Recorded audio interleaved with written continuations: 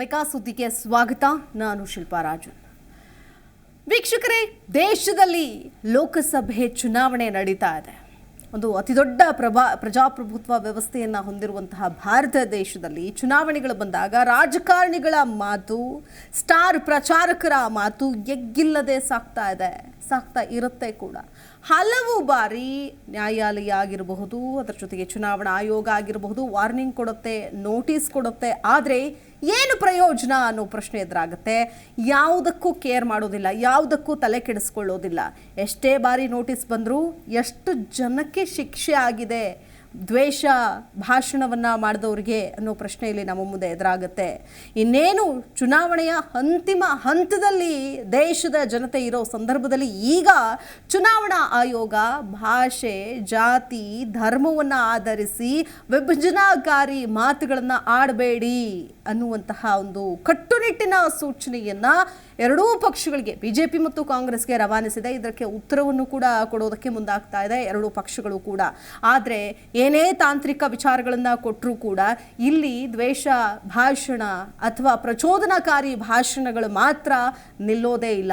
ಇದು ಕೇವಲ ಚುನಾವಣೆಗೆ ಮಾತ್ರ ಅಲ್ಲ, ಚುನಾವಣೆಯ ನಂತರದಲ್ಲೂ ಕೂಡ ಜನರ ಮೇಲೆ ಪರಿಣಾಮ ಬೀರುತ್ತೆ, ಭಾವನೆಗಳನ್ನು ಕೆರಳಿಸುವಂತಿರುತ್ತೆ. ಹಾಗಾಗಿ ಇಂತಹ ಮಾತುಗಳನ್ನು ಆಡಬೇಡಿ ಅಂತ ಹೇಳ್ತಾ ಇದ್ದಾರೆ. ಬಟ್ ಆದರೆ ಎಲ್ಲ ಮುಗಿದ ಮೇಲೆ ಈ ಸಂದೇಶ ಯಾಕೆ ಕೊಡ್ತಾ ಇದೆ ಚುನಾವಣಾ ಆಯೋಗ? ಈ ಹಿಂದೆನೇ ಕಟ್ಟುನಿಟ್ಟಿನ ಈ ಥರದ ಒಂದಷ್ಟು ಕ್ರಮಗಳನ್ನು ತೆಗೆದುಕೊಂಡಿದ್ರೆ, ಸಂದೇಶವನ್ನು ಕೊಟ್ಟಿದ್ರೆ ಬಹುಶಃ ಎಲ್ಲೋ ಒಂದು ಕಡೆ ಆದರೂ ಇದಕ್ಕೆ ಮಿತಿ ಹೇರಬಹುದಾಗಿತ್ತೇನೋ. ಈಗ ಆಲ್ಮೋಸ್ಟ್ ಆಲ್ 80% ಆಗೋಗಿರುವಂತಹ ಈ ಸಂದರ್ಭದಲ್ಲಿ ಈಗ ಈ ಮಾತು ಹೇಗೆ, ಯಾವ ರೀತಿ ತಗೊಳುತ್ತೆ ರಾಜಕೀಯ, ಅದರಲ್ಲೂ ರಾಷ್ಟ್ರೀಯ ಪಕ್ಷಗಳು ಹೇಗೆ ಇದನ್ನು ತೆಗೆದುಕೊಳ್ಳುತ್ತೆ ಅನ್ನೋ ಪ್ರಶ್ನೆ ಎದುರಾಗುತ್ತೆ. ಇದೇ ವಿಚಾರಕ್ಕೆ ಸಂಬಂಧಪಟ್ಟಂತೆ ನಾವು ಕೂಡ ಚರ್ಚೆಯನ್ನು ಆರಂಭಿಸ್ತಾ ಇದ್ದೀವಿ. ಇದೇ ಹೊತ್ತಿನ ವಿಶೇಷ, ವಿಭಜನಾಕಾರಿ ಮಾತು ನಿಲ್ಲಿಸಿ ಬಿಜೆಪಿ ಐಎನ್ಸಿಗೆ ಆಯೋಗ ತರಾಟೆ.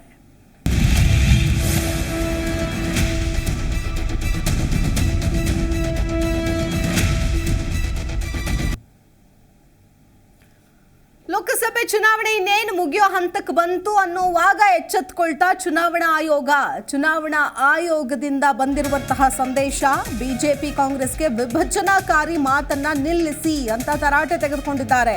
ಪ್ರಚಾರದಲ್ಲಿ ಒಡಕಿನ ಮಾತಿಗಾಗಿ ನಾಯಕರ ಕಿವಿ ಹಿಂಡೋ ಪ್ರಯತ್ನ ಮಾಡ್ತಾ ಇದೆಯಾ ಚುನಾವಣಾ ಆಯೋಗ?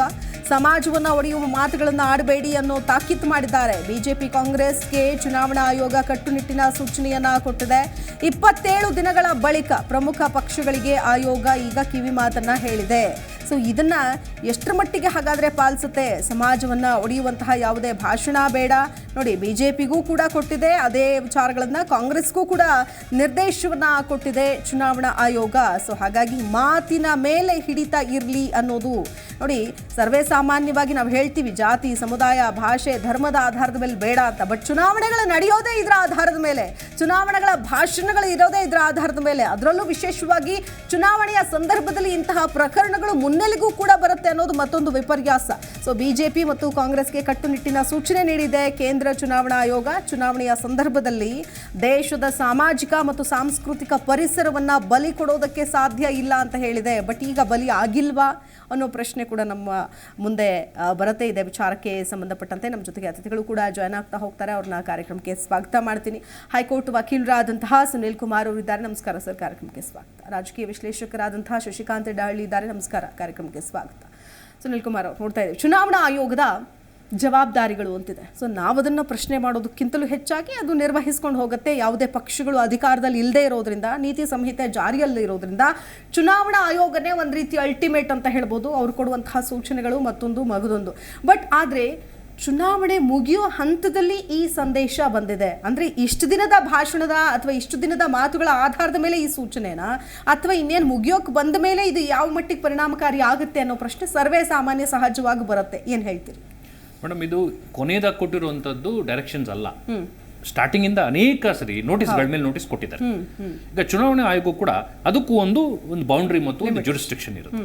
ಈಗ ಒಂದ್ಸಲ ಯಾರಾದರೂ ಪ್ರಚೋದನಕಾರಿಯಾದಂಥ ಮಾತು ಅಥವಾ ದ್ವೇಷ ಧರ್ಮದ ಮಧ್ಯದಲ್ಲಿ ಅಥವಾ ಜಾತಿ ಮಧ್ಯದಲ್ಲಿ ಬಿರುಕು ಬಿಡಲಿಕ್ಕೆ ಮಾತಾಡುವಂಥ ಧಾರ್ಮಿಕವಾಗಿ ಕೆರಳಿಸುವಂಥ ಮಾತನ್ನು ಮಾತಾಡಿದಾಗ ಸಹಜವಾಗಿ ಏನು ಫಾಲೋ ಮಾಡ್ತಾರೆ, ಒಂದು ನೋಟಿಸ್ ಅನ್ನ ಕೊಡ್ತಾರೆ, ಎಕ್ಸ್ಪ್ಲನೇಷನ್ ಅನ್ನ ಕೇಳ್ತಾರೆ. ನೀವು ಯಾಕೆ ಈ ತರ ಮಾತಾಡಿದಿರಿ, ನೀವು ಇದನ್ನ ದಯವಿಟ್ಟು ಅಪಾಲಜಿ ಕೇಳಿ ಮತ್ತು ಈ ತರ ಮುಂದುವರಿಸಬೇಡಿ ಅಂತ ಒಂದು ಅವಕಾಶ ಕೊಡ್ತಾರೆ. ಅನೇಕ ನಾಯಕರಿಗೆ, ಕಾಂಗ್ರೆಸ್ ನಾಯಕರಿಗೆ, ಬಿಜೆಪಿ ನಾಯಕರಿಗೆ ಇಬ್ಬರಿಗೂ ಸೇರಿ ಅವ್ರ ನೋಟಿಸ್ಗಳನ್ನು ಕೊಟ್ಟಿದ್ದಾರೆ. ಬಟ್ ಏನಾಗುತ್ತೆ, ಬರೀ ನೋಟಿಸ್ಗಳು ಕೊಟ್ಟು ಅವ್ರ ಹತ್ರ ಎಕ್ಸ್ಪ್ಲನೇಷನ್ ತೊಗೊಂಡ್ರು ಕೂಡ ಅವರು ನಿಲ್ಲಿಸದೇ ಇದ್ದಾಗ ಮತ್ತೆ ಕಂಟಿನ್ಯೂ ಮಾಡ್ತಾ ಹೋಗ್ತಿದ್ದಾಗ ಕೊನೆಯದಾಗ ಒಂದು ಡೈರೆಕ್ಷನ್ಸ್ ಅನ್ನ ಕೊಡ್ತಾರೆ. ಬಟ್ ಬರೀ ಡೈರೆಕ್ಷನ್ಸ್ ಕೊಡೋದು ಮಾತ್ರ ಅಲ್ಲ, ಸುಪ್ರೀಂ ಕೋರ್ಟ್ ಅನೇಕ ಪ್ರಕರಣಗಳು ಹೇಳಿದೆ FIR ಅನ್ನು ರಿಜಿಸ್ಟರ್ ಮಾಡಬೇಕು. ನೀವು ಯಾವಾಗ FIR ಅನ್ನು ರಿಜಿಸ್ಟರ್ ಮಾಡ್ತಾ ಹೋಗ್ತೀರಿ, ಈಗ ಸುಪ್ರೀಂ ಕೋರ್ಟ್ನ ಅನೇಕ ಪೀಠಗಳಲ್ಲಿ ಹೇಳ್ತಾರೆ, ನೀವು ಎಷ್ಟೋ ಕಂಪ್ಲೇಂಟ್ಗೋಸ್ಕರ ಕಾಯ್ಬೇಕಾಗಿರೋ ಅವಶ್ಯಕತೆ ಇಲ್ಲ, ಸೋ ಮೋಟೋ ನೀವೇ ಮಾಡ್ಕೋಬಹುದು. ನಮಗೆ section 123 of the representations of the people ಆಕ್ಟ್ಗೆ ಒಂದು ಪವರ್ ಬರುತ್ತೆ ಅವ್ರಿಗೆ. ಅಪ್ ಟು 3 ವರ್ಷದವರೆಗೂ ಇಂಪ್ರಿಸನ್ಮೆಂಟ್ ಇದೆ. ಯಾವುದೇ ಜಾತಿ ಬಗ್ಗೆ ಮಾತಾಡೋದು, ಒಂದು ಜಾತಿಯನ್ನ ಅವಹೇಳನಕಾರಿಯಾಗಿ ಮಾತಾಡೋದು ಮತ್ತು ಜನಗಳ ಮಧ್ಯೆ ದ್ವೇಷ ಭಾವನೆ ಮೂಡಿಸುವಂಥದ್ದು, ಧರ್ಮಗಳ ಮಧ್ಯೆ ದ್ವೇಷ ಭಾವನೆಯನ್ನು ಮೂಡಿಸೋದು, ಒಂದು ಧರ್ಮನ ಶ್ರೇಷ್ಠ ಇನ್ನೊಂದು ಧರ್ಮನ ನೀಚ ಅಂತ ತೋರಿಸುವಂಥದ್ದು, ಇವೆಲ್ಲವನ್ನು ಕೂಡ ನಮ್ಮ section 123 of the representation of people act ಮತ್ತು IPC ನಲ್ಲೂ ಕೂಡ 153 ನಲ್ಲಿ ಕೂಡ ಪ್ರಾಸಿಕ್ಯೂಷನ್ ಅನ್ನು ಮಾಡಬಹುದು. ಬಟ್ ಏನಂದ್ರೆ ವಿಪರ್ಯಾಸ ಏನಪ್ಪಾ ಅಂದ್ರೆ, ಎಲೆಕ್ಷನ್ ಕಮಿಷನ್ ಇರೋರಂತವ್ರು ಆಫೀಸರ್ಸ್ ಇರೋದ್ರಿಂದ ಬಹಳಷ್ಟು ಬಾರಿ ಬರೀ ನೋಟಿಸ್ ಕೊಡುವಂಥದ್ದು, ಈ ಎಕ್ಸ್ಪ್ಲನೇಷನ್ ಗಳಲ್ಲೇ ಸಮಾಧಾನ ಪಡ್ತಾರೆ ಹೊರತು ಈ ನಾಯಕರ ಮೇಲೆ FIR ಮಾಡ್ಲಿಕ್ಕೆ ಅವ್ರ ಧೈರ್ಯ ಕೂಡ ಪಡೋದಿಲ್ಲ. ಯಾಕಂದ್ರೆ ಆಫ್ಟರ್ ಎಲೆಕ್ಷನ್ಸ್ ಸರ್ಕಾರ ಬಂದ್ಬಿಡುತ್ತೆ. ಬಂದಾಗ ನಮ್ಮ ಮೇಲೆ ಟಾರ್ಗೆಟ್ ಮಾಡಿದ್ರೆ, ನಾವೊಂದು FIR ಮಾಡಿದಾಗ ನಾವು ಬರೀ ಒಂದು ಅಧಿಕಾರಿ IAS ಆಫೀಸರ್ ಇರ್ತಾರೆ, ನಾವೊಂದು ಡಿಸ್ಟ್ರಿಕ್ಟ್ ಮ್ಯಾಜಿಸ್ಟ್ರೇಟ್, ಈಗ ಬೆಂಗಳೂರಿಗೆ ಒಬ್ಬ ಡಿಸ್ಟ್ರಿಕ್ಟ್ ಮ್ಯಾಜಿಸ್ಟ್ರೇಟ್ ಅವರು ಎಲೆಕ್ಷನ್ ಆಫೀಸರ್ ಇರ್ತಾರೆ. ಅವರು ಯಾವುದೋ ಒಂದು MLA ಅಥವಾ MP ಮೇಲೆ ಒಂದು FIR ಮಾಡಿ ಎಲ್ಲಾ ಪ್ರಚಾರ ಆಗಿ ನೀವು ಈ ತರ ದ್ವೇಷ ಭಾಷಣ ಮಾಡಿದ್ದಕ್ಕೋಸ್ಕರ ನಿಮ್ಮ ಮೇಲೆ FIR ಮಾಡಿದ್ದೀನಿ ಅಂತ ಹೇಳಿದಾಗ ಇವರು FIR ತನಿಖೆ ಹಂತದಲ್ಲಿ ಇರುತ್ತೆ. ಗ್ರಾಚಾರಕ್ಕೆ ಸರ್ಕಾರ ಅವ್ರದೇ ಸರ್ಕಾರ ಬಂದಾಗ ಈ ಅಧಿಕಾರಿಗೆ ರಕ್ಷಣೆ ಮಾಡೋರು ಯಾರು? ಇವೆಲ್ಲವನ್ನು ಆಲೋಚನೆ ಮಾಡಿ ಏನ್ ಮಾಡ್ತಾರೆ, ಬರೀ ನೋಟಿಸ್ ಕೊಡುವಂಥದ್ದು, ಅದಕ್ಕೆ ಸಮಾಧಾನ ಪಡುವಂಥದ್ದು. ಬಟ್ ನೀವು ಆಗ್ಲೇ ಬ್ರೀಫ್ ಆಗಿ ಹೇಳ್ದಂಗೆ ಇದು ಎಲೆಕ್ಷನ್ ಆದ ನಂತರ ಕೂಡ ಮನುಷ್ಯನ ಮಧ್ಯದಲ್ಲಿ ದೊಡ್ಡ ಬಿರ್ಕನ್ನ ಕ್ರಿಯೇಟ್ ಮಾಡ್ಬಿಡುತ್ತೆ. ನಾವೆಲ್ಲರೂ ಕೂಡ ಜಾತಿ ಧರ್ಮದ ಮೇಲೆ ಡಿವೈಡ್ ಆಗ್ತಾ ಹೋದ್ರೆ ಈ ದೇಶನ ಕಟ್ಟೋರು ಯಾರು? ಈ ದೇಶನ ಸದೃಢತೆ, ನಮ್ಮಲ್ಲಿರುವಂಥ ಏಕತೆ, ನಮ್ಮಲ್ಲಿರೋ ವಿಭಿನ್ನವಾದಂಥ ಎಲ್ಲ ಜಾತಿ ಧರ್ಮ ಎಲ್ಲವನ್ನು ಸೇರಿ ನಾವು ಭಾರತೀಯರು ಅಂತ ನಾವು ಒಂದಾಗಿದ್ದೀವಿ. ಈ ದೇಶ ಪ್ರಗತಿ ಪಥದಲ್ಲಿ ನಮ್ಗೆ ತಗೊಂಡೋಗೋರು ಯಾರು? ಹಾಗಾಗಿ ಇದನ್ನ ಕಡಿವಾಣ ಹಾಕಬೇಕು ಅಂದ್ರೆ ಕಾನೂನು ಒಂದೇ ದೊಡ್ಡ ಬಲ. ಎಲ್ಲರೂ ಕೂಡ ನಾವು ಮಾತಾಡ್ಬೋದು, ಬಟ್ ಕಾನೂನಿನ ಚಾಟಿ ಬೀಸಿದಾಗ, ನೀವು FIR ಗಳನ್ನ ರಿಜಿಸ್ಟರ್ ಮಾಡಿದಾಗ, ಅವಾಗ ಕನ್ವಿಕ್ಷನ್ ಆದಾಗ, even the national crime records bureau ಕೂಡ ಬಿಫೋರ್ 2 years ಲೇಟೆಸ್ಟ್ ಸ್ಟ್ಯಾಟಿಸ್ಟಿಕ್ಸ್ ಅನ್ನು ಕೊಡುತ್ತೆ. 15 to 20% ಕನ್ವಿಕ್ಷನ್, 15%. ಹೀಗಾಗ್ತಾ ಹೋದ್ರೆ ಎಲ್ಲಿ ನಾವು ಹೋಗ್ತೀವಿ? ಸೊ ಹಾಗಾಗಿ ಕಾನೂನಾತ್ಮಕವಾಗಿ ಬಹಳಷ್ಟು ರಿಫಾರ್ಮ್ಸ್ ಆಗಬೇಕು. ನೀವು ಹೇಳೋ ಪ್ರಕಾರ ಪ್ರಕರಣ ದಾಖಲಾಗೋದೇ ಕಡಿಮೆ, ಇನ್ನು ಆ ಪ್ರಕರಣ ವಿಚಾರಣೆಗೆ ಹೋಗಿ ವಿಚಾರಣಾ ಹಂತದಲ್ಲಿ ಅವ್ರು ಹೇಳಿದ್ದಾರೆ ಅನ್ನೋದು ಸಾಕ್ಷ್ಯಾಧಾರಗಳ ಮೂಲಕ ಅದು ಸಾಬೀತಾದ ಮೇಲೆ ಅವರಿಗೆ ಶಿಕ್ಷೆ ಅಂತ ಅಂದಾಗ ತೀರಾ ವಿರಳ ಅಂತ ಹೇಳ್ಬೋದು. ನನ್ನ ಜೊತೆಗೆ ಮತ್ತೊಬ್ಬರು ಅತಿಥಿಗಳು ಕೂಡ ಜಾಯ್ನ್ ಆಗ್ತಾ ಇದ್ದಾರೆ, ಅವರು ಕೂಡ ಕಾರ್ಯಕ್ರಮಕ್ಕೆ ಸ್ವಾಗತ ಮಾಡ್ತೀನಿ. AIDYO ಉಪಾಧ್ಯಕ್ಷರಾದಂತಹ ವಿನಯ್ ಸಾರಥಿ ಇದ್ದಾರೆ. ನಮಸ್ಕಾರ ಸರ್, ಕಾರ್ಯಕ್ರಮಕ್ಕೆ ಸ್ವಾಗತ. ಎಸ್, ಶಶಿಕಾಂತ್ ಅವರೇ, ಈಗ ನೋಡ್ತಾ ಇದ್ವಿ, ಒಂದು ಕಡೆ ಯಾವುದೇ ಪಕ್ಷ ಆಗಿರ್ಬೋದು, ಪಕ್ಷದ ಪ್ರಚಾರಕರಾಗಿರ್ಬೋದು, ತಮ್ಮ ಮಾತುಗಳನ್ನೇನು ಆಡ್ಬಿಡ್ತಾರೆ. ಬಟ್ ಆದರೆ ಅವರವರು ಆಡಿದ ಮಾತುಗಳಿಗೆ ಅವರೇ ಹೊಣೆ ಆಗಬೇಕಾಗತ್ತೆ. ಇನ್ಯಾರನ್ನೋ ಹೊಣೆ ಮಾಡಿದ್ರು ಅಥವಾ ಇನ್ಯಾರೋ ಹೇಳ್ಕೊಟ್ರು ಅಂತಾನೋ ಅಥವಾ ಇನ್ಯಾವುದೋ ಕಾರಣಕ್ಕೆ ಅಥವಾ ನಾನು ಪ್ರಚಾರಕ್ಕೆ ಹೋಗಿದ್ದೆ ಅದಕ್ಕೋಸ್ಕರ ನಾನು ಈ ಮಾತು ಹೇಳದೆ ಅಂತ ನುಣುಚಿಕೊಳ್ಳೋ ಹಾಗಿಲ್ಲ. ಅವರಾಡೋ ಮಾತಿಗೆ ಅವರೇ ಹೊಣೆ ಆಗಬೇಕಾಗತ್ತೆ. ಬಟ್ ಎಷ್ಟು ಜನ ಈ ಹೊಣೆಗಾರಿಕೆಯನ್ನು ಹೊತ್ಕೊಳ್ತಾರೆ ಇವತ್ತಿನ ದಿನ, ಏನು ಹೇಳ್ತೀರಿ? ಈ ವ್ಯವಸ್ಥೆಯಲ್ಲಿ, ಈ ಸಿಸ್ಟಮಲ್ಲಿ ಈ ರೀತಿಯಾಗಿ ನಾನು ಹೇಳಿದ್ದಕ್ಕೆ ನಾನು ಹೊಣೆಗಾರ ಅನ್ನುವಂಥ ಯಾವ ವ್ಯವಸ್ಥೆಯೂ ಇಲ್ಲಿಲ್ಲ. ಯಾರೂ ಸಹಿತ ನಾನು ಹೇಳಿದ್ದು ತಪ್ಪಾಯಿತು ಅಂತ ಹೇಳಿದ್ದು ಇಲ್ಲಿವರೆಗೂ ಇತಿಹಾಸದಲ್ಲೂ ಇಲ್ಲ. ಅವ್ರು ಏನು ಹೇಳ್ತಾರೆ ಅದೇ ಸರಿ. ಯಾಕೆ ಅಂದರೆ everything is fair in love and war ಅಂತ ಹೇಳ್ತಾರಲ್ಲ, ಇದೊಂಥರ ವಾರ. ನೀವೇ ಹೇಳ್ತಿರಲ್ಲ, ಸಮರ, ರಣಾಂಗಣ, ಗೊತ್ತಾಯ್ತಾ? ಇದಕ್ಕೆ ಏನು ಮಾಡಿದ್ರು ನಡೆದೋಗುತ್ತೆ. ಏನು ತಂತ್ರ ಕುತಂತ್ರಗಳನ್ನು ಮಾಡಿದ್ರು ಗೆಲ್ಲುವುದಕ್ಕಾಗಿ ಅವರು ದೇಶ ಹಾಳಾದ್ರೂ ಚಿಂತೆ ಇಲ್ಲ, ಸಮಾಜ ಒಡೆದು ಹೋದ್ರೂ ಪರವಾಗಿಲ್ವಾ. ಆದರೆ ಆಳುವ ಪಟ್ಟ ಬೇಕು, ಅಧಿಕಾರ ಬೇಕು, ಅದಕ್ಕೋಸ್ಕರ ಎಲ್ಲವನ್ನು ಮಾಡ್ತಾ ಇದ್ದೀವಿ. ನೀವು ಹೇಳಿದ ಹಾಗೆ, ಲಾಯರ್ ಸಾಹೇಬ್ರು ಹೇಳಿದ ಹಾಗೆ, ಇವಾಗ ಈ ಒಂದು ಚುನಾವಣಾ ಆಯೋಗ ಅನ್ನುವುದೇ ಹಲ್ಲಿಲ್ಲದ ಹಾವು. ಇದಕ್ಕೆ ಯಾವುದೇ ಆದಂಥ ಇವ್ರು ಹೇಳಿದಾಗೆ 3 ವರ್ಷ ಶಿಕ್ಷೆ, ಇವತ್ತುವರೆಗೂ ಇಡೀ ರಾಜಕೀಯ ಇತಿಹಾಸದಲ್ಲಿ ಒಂದೇ ಒಬ್ರಿಗೂ ಸಹಿತ ಶಿಕ್ಷೆ ಆಗಿದ್ದು ನಮ್ಗೆ ಗೊತ್ತಿಲ್ವಲ್ಲ. ಚಾಲೆಂಜ್ ಮಾಡ್ಕೊಂಡು ಹೋಗ್ತಾರೆ ಮತ್ತೆ ಅವ್ರು ಮುಂದಕ್ಕೆ. ಮೊನ್ನೆ ಉತ್ತರ ಪ್ರದೇಶದಲ್ಲಿ 5ನೇ ಹಂತದ ಮತದಾನ ಆಯಿತು. 5ನೇ ಹಂತ ಮತದಾನದಲ್ಲಿ ಚುನಾವಣಾ ಆಯೋಗಕ್ಕೆ ಬಂದಿರತಕ್ಕಂಥ ದೂರುಗಳ ಸಂಖ್ಯೆ ಎಷ್ಟು ಗೊತ್ತಾ ನಿಮಗೆ? 250. ಅದರಲ್ಲಿ 100ಕ್ಕೂ ಹೆಚ್ಚು ದೂರುಗಳು ಯಾವುದಕ್ಕೆ ಬಂದಿದ್ದೇವೆ ಅಂತಂದ್ರೆ EVM ಮಷಿನ್ ಏನಿದೆಯಲ್ಲ ಅದರಲ್ಲೇ ದುರುಪಯೋಗ ಆಗ್ತಾಯಿದೆ, ತೊಂದರೆ ಆಗ್ತಾ ಇದೆ ಅನ್ನುವುದೇ. ಆದರೆ ಇವತ್ತವರೆಗೂ ಸಹಿತ ನೋಟಿಸು ಕೊಟ್ಟಿಲ್ಲ, ಅವು ಎಲ್ಲವೂ ಪೆಂಡಿಂಗ್ ಆಗಿರ್ತವೆ. ಚುನಾವಣೆ ಮುಗಿಯೋವರೆಗೂ ನಾನು ಸೂಚಿಸುತ್ತೇನೆ, ನಿರೀಕ್ಷಿಸುತ್ತೇನೆ, ನೋಟಿಸ್ ಕೊಡುತ್ತೇನೆ ಅಂತ ಹೇಳ್ತಾ ಹೋಗ್ತಾರೆ.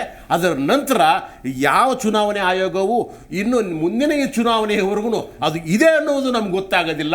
ಯಾವುದೇ ರೀತಿಯಾದಂತಹ ಕ್ರಮಗಳನ್ನು, ಶಿಸ್ತು ಕ್ರಮಗಳನ್ನು ಅಥವಾ ಶಿಕ್ಷಾರ್ಹ ಕ್ರಮಗಳನ್ನು ತೆಗೆದುಕೊಳ್ಳುವುದು ಸಾಧ್ಯವಿಲ್ಲ.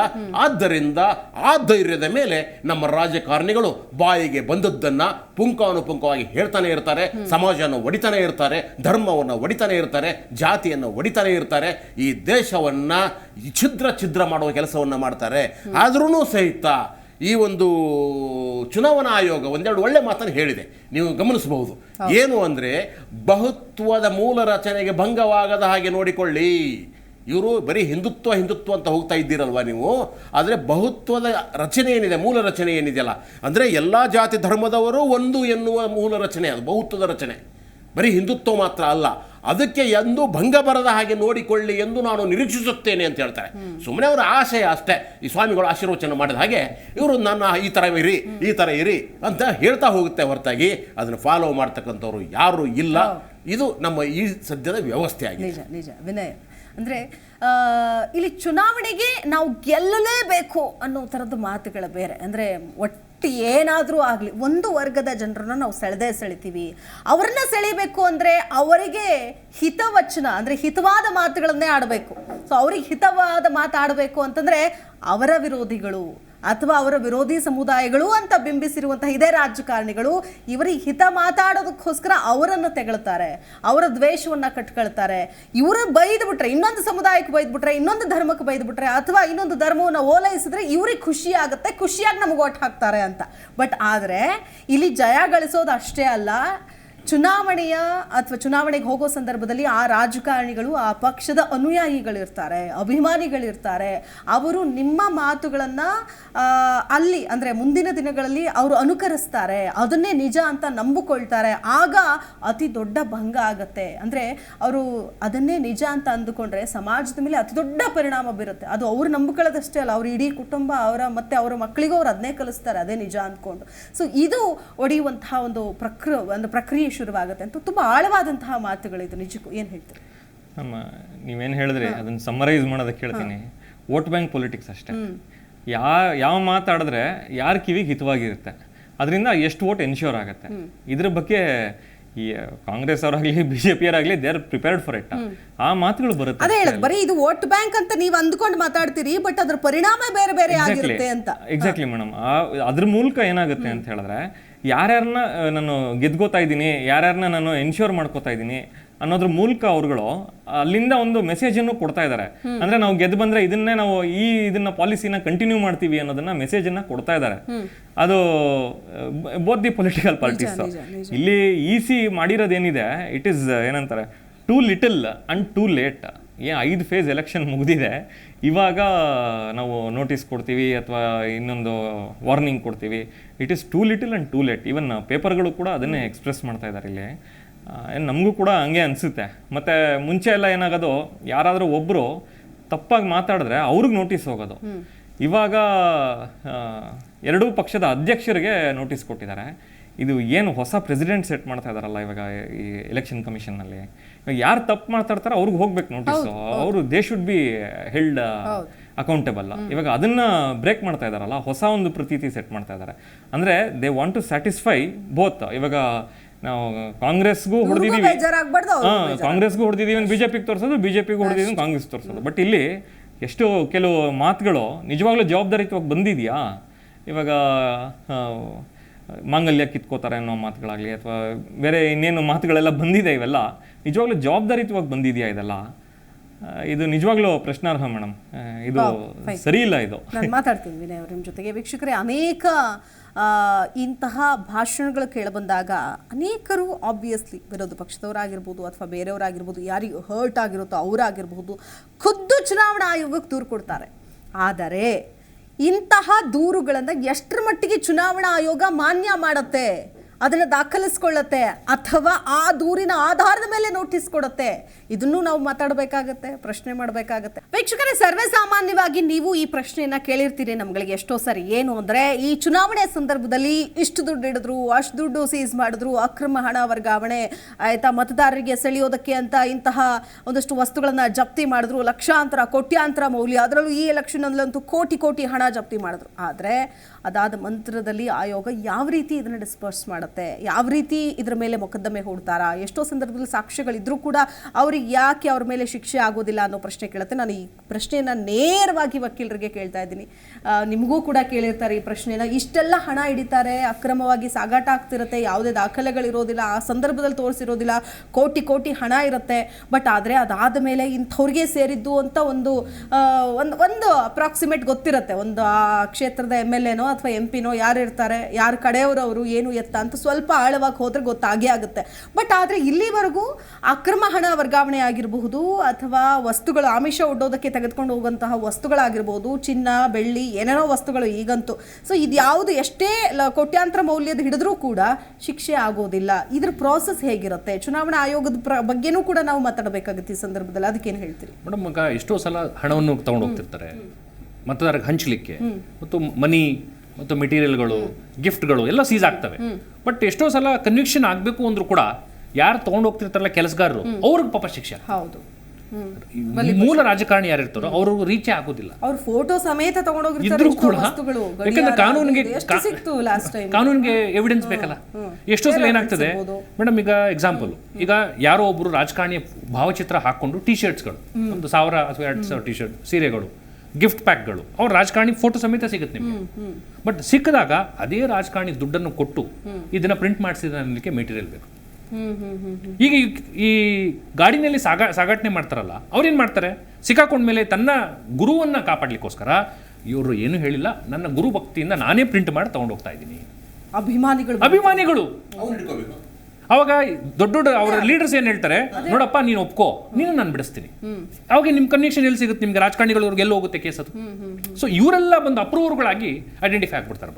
ಸರ್, ನಮ್ಮ ಗುರುಗಳದ್ದೇನಿಲ್ಲ, ನಮ್ಮ ಶಾಸಕರದ್ದು ಸಚಿವರದ್ದೇನಿಲ್ಲ, ನಾನು ಅಭಿಮಾನದಿಂದ. ಅವರಿಗೂ ಶಿಕ್ಷೆ ಆಗೋದಿಲ್ಲ, ಯಾಕಂದ್ರೆ ಅದು ಆಮಿಷ ಅನ್ನೋದು ಆಗೋದಿಲ್ಲ. ಆಮಿಷ ಹೇಗಾಗುತ್ತೆ ಅದನ್ನು ಪ್ರೂವ್ ಮಾಡಬೇಕು. ಆಮೇಲೆ ಎಷ್ಟೋ ಸರಿ ಸಾಕ್ಷ್ಯಾಧಾರಗಳು, ಈಗ ಪೊಲೀಸರು ತನಿಖೆ ಮಾಡ್ತಾರೆ, ಪೊಲೀಸರು ಅರೆಸ್ಟ್ ಮಾಡ್ತಾರೆ, ವಿಟ್ನೆಸ್ಗಳು ಬೇಕು, ಸಾಕ್ಷಿಗಳು ಬೇಕು, ಕೋರ್ಟ್ಗೆ ಬರೋದೇ ಇಲ್ಲ. ಕೋರ್ಟ್ ಅನೇಕ ಸಲ ಸಮನ್ಸ್ ಮೇಲೆ ಸಮನ್ಸ್, ನ್ಯಾಯಾಧೀಶರು ಪಾಪ ಏನ್ ಮಾಡ್ತಾರೆ, ನ್ಯಾಯಾಂಗ ವ್ಯವಸ್ಥೆನಲ್ಲಿ ವಸ್ತುಗಳನ್ನ ಹಣನ ತಗೊಂಡು ಹೋಗಕ್ಕಾದ್ರೂ ಬರ್ಬೇಕಲ್ಲ ಸರ್. ಹಣದೊಂದು ಎಕ್ಸಾಂಪಲ್ ಕೊಡ್ತಾರೆ. ಒಂದು 50 ಲಕ್ಷ ರೂಪಾಯಿ ಹಣ ಸಿಕ್ತು, ನೀವೇನ್ ಮಾಡಬೇಕು? ಇನ್ಕಮ್ ಟ್ಯಾಕ್ಸ್ ಡಿಪಾರ್ಟ್ಮೆಂಟ್ ಅವರು ನೋಟಿಸ್ ಕೊಡ್ತಾರೆ, ಎಲೆಕ್ಷನ್ ಕಮಿಷನ್ ಮತ್ತು ಪೊಲೀಸರು ನೋಟಿಸ್ ಕೊಡ್ತಾರೆ. ನಿಮ್ಗೆ ಹಣ ನಿಮ್ಮ ಸರಿಯಾದಂತ ಮೂಲದಿಂದ ಬಂದಂತ ಹಣ ಅಂತ ಪ್ರೂವ್ ಮಾಡಬೇಕು.